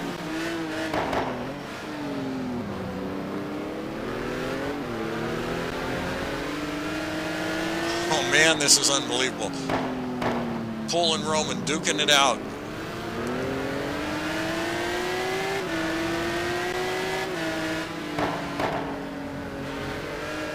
Into these right-handers. Maserati opens up a little bit of breathing room.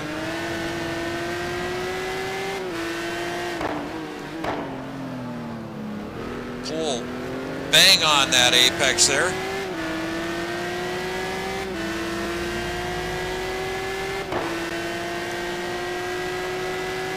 Mr. White grabbed it. Glad to have you there as Poole's taking a look. And you know what? I don't think he is even going to be afraid of giving Mr. Hromin a tippy tap here.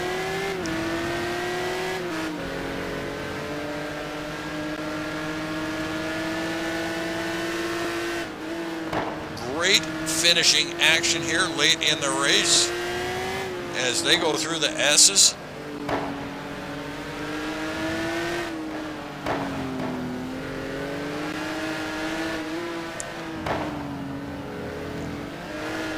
Wow, this is great action here.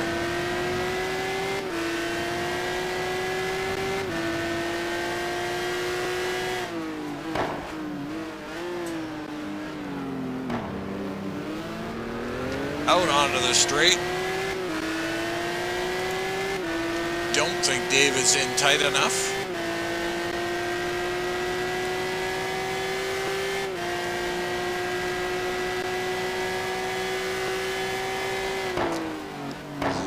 Late break there for Poole, locking him up.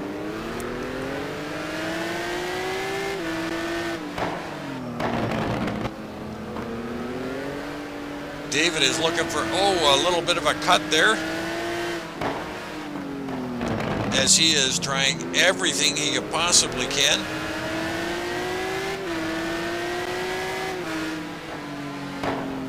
This is a great finish to 3 hours of action. These guys have been going at it for 3 hours solid. Both of them hanging it out wide there. onto the start finish.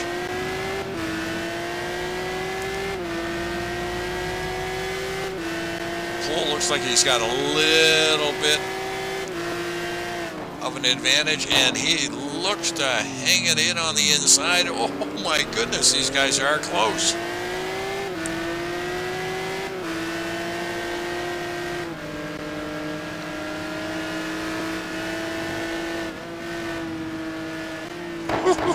Folks, this is great action.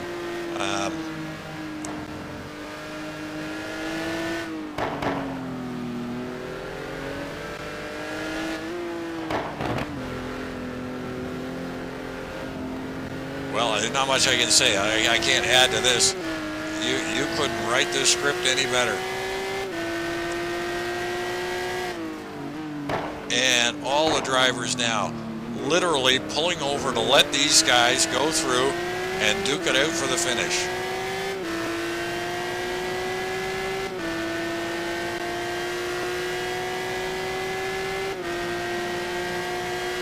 I agree with you, Mr. White. He is just going way past the limit where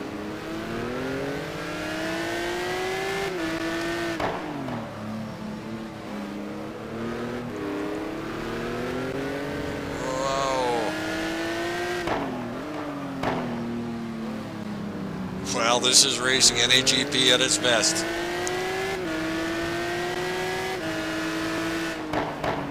North American Grand Prix GT1 Thursday night action. And it'll be full of controversy tomorrow, as David is just pushed way too hard to get on that throttle.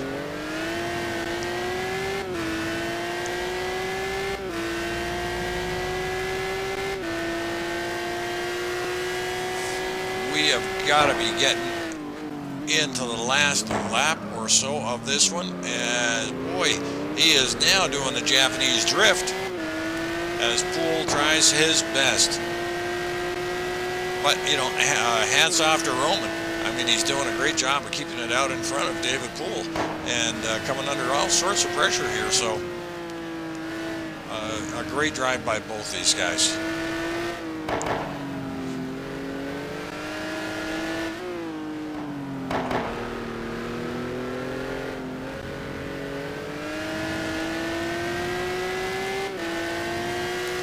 Well, we got to be getting down near the end. We are literally overtime right now, and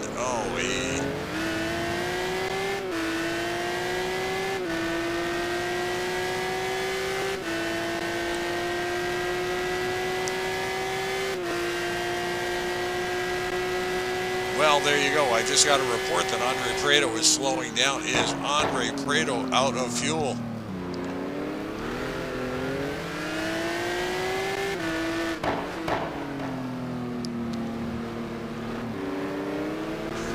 Well, we got all sorts of comments coming out there, guys, but that's why we have a CC committee, and they're going to review this stuff.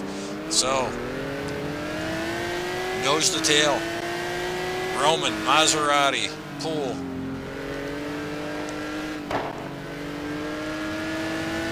In second in the Circus Lambo as they come around a little bit of a slide by both of them into the start finish.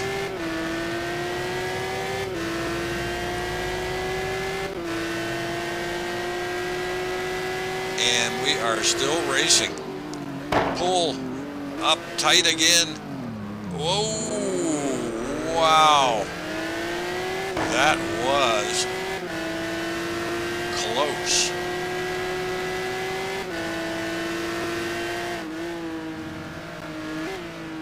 Poole is letting it hang right out there right now, along with Hromin, both of them getting a little bit off his drive line now, and that's going to cost him.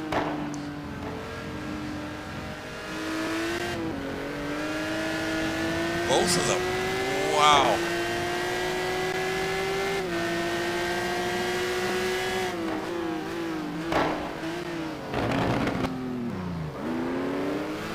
Woo-hoo-hoo. Boy, oh boy. You know, it doesn't get any better than this.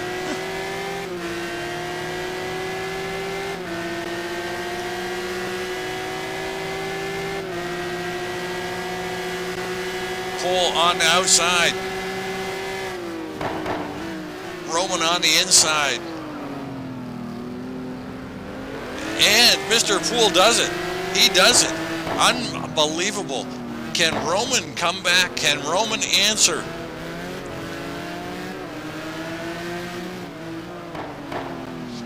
Hromin having another good look.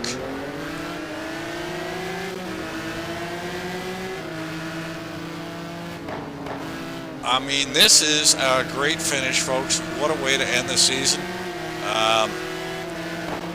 I just hope it doesn't end badly at this point. These guys do. Whoa, whoa, whoa, whoa, whoa.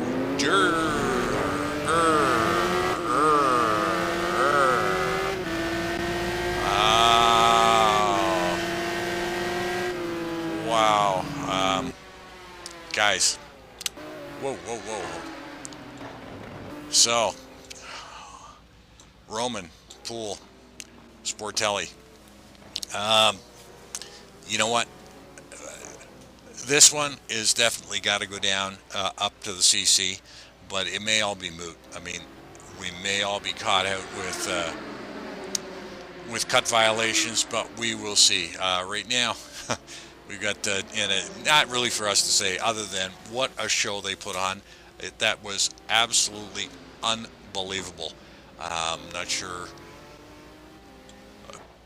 that's quite the way I wanted to see it, but boy, what a fabulous race as John Sportelli is coming around to take third place, and good on you, John Sportelli. Andre Prieto coming around in P4. Don't know what's going on there. I mean, haven't got a clue there. Juan Monroy in fifth. John Ludden, great race there by Ludden. David Rowley going to come around for seventh. Chris Moses in 8. Salem Montgomery in 9. Big Al in 10. Parsons in 11. John McIntyre in 12. Brad Maris in 13. Houston in 14. Good on you, John. Andre Cole in 15th. Marty in 16th. Wilkerson in 17th. Calderon in 18th. Ryan Schleif, I'm not so sure that's correct, in 19th. And Chuck Carter in 20th. That was your last of the running order. Well, guys, you know what? That was a fabulous race. It was, I got to say, Hromin and David Poole put on a show. Everybody was fabulous. They raced their hearts out. I want to thank everybody for allowing me to come up and broadcast here. Not sure where we will be for broadcasters in the next season coming up, but for Ken Rodriguez and myself, I want to thank you for tuning in on Thursday nights. It has been a pleasure, and we will catch back up with you next Monday at AGP, Monday night, GT2 Racing. Thanks for joining us, folks, and we'll see you at the races.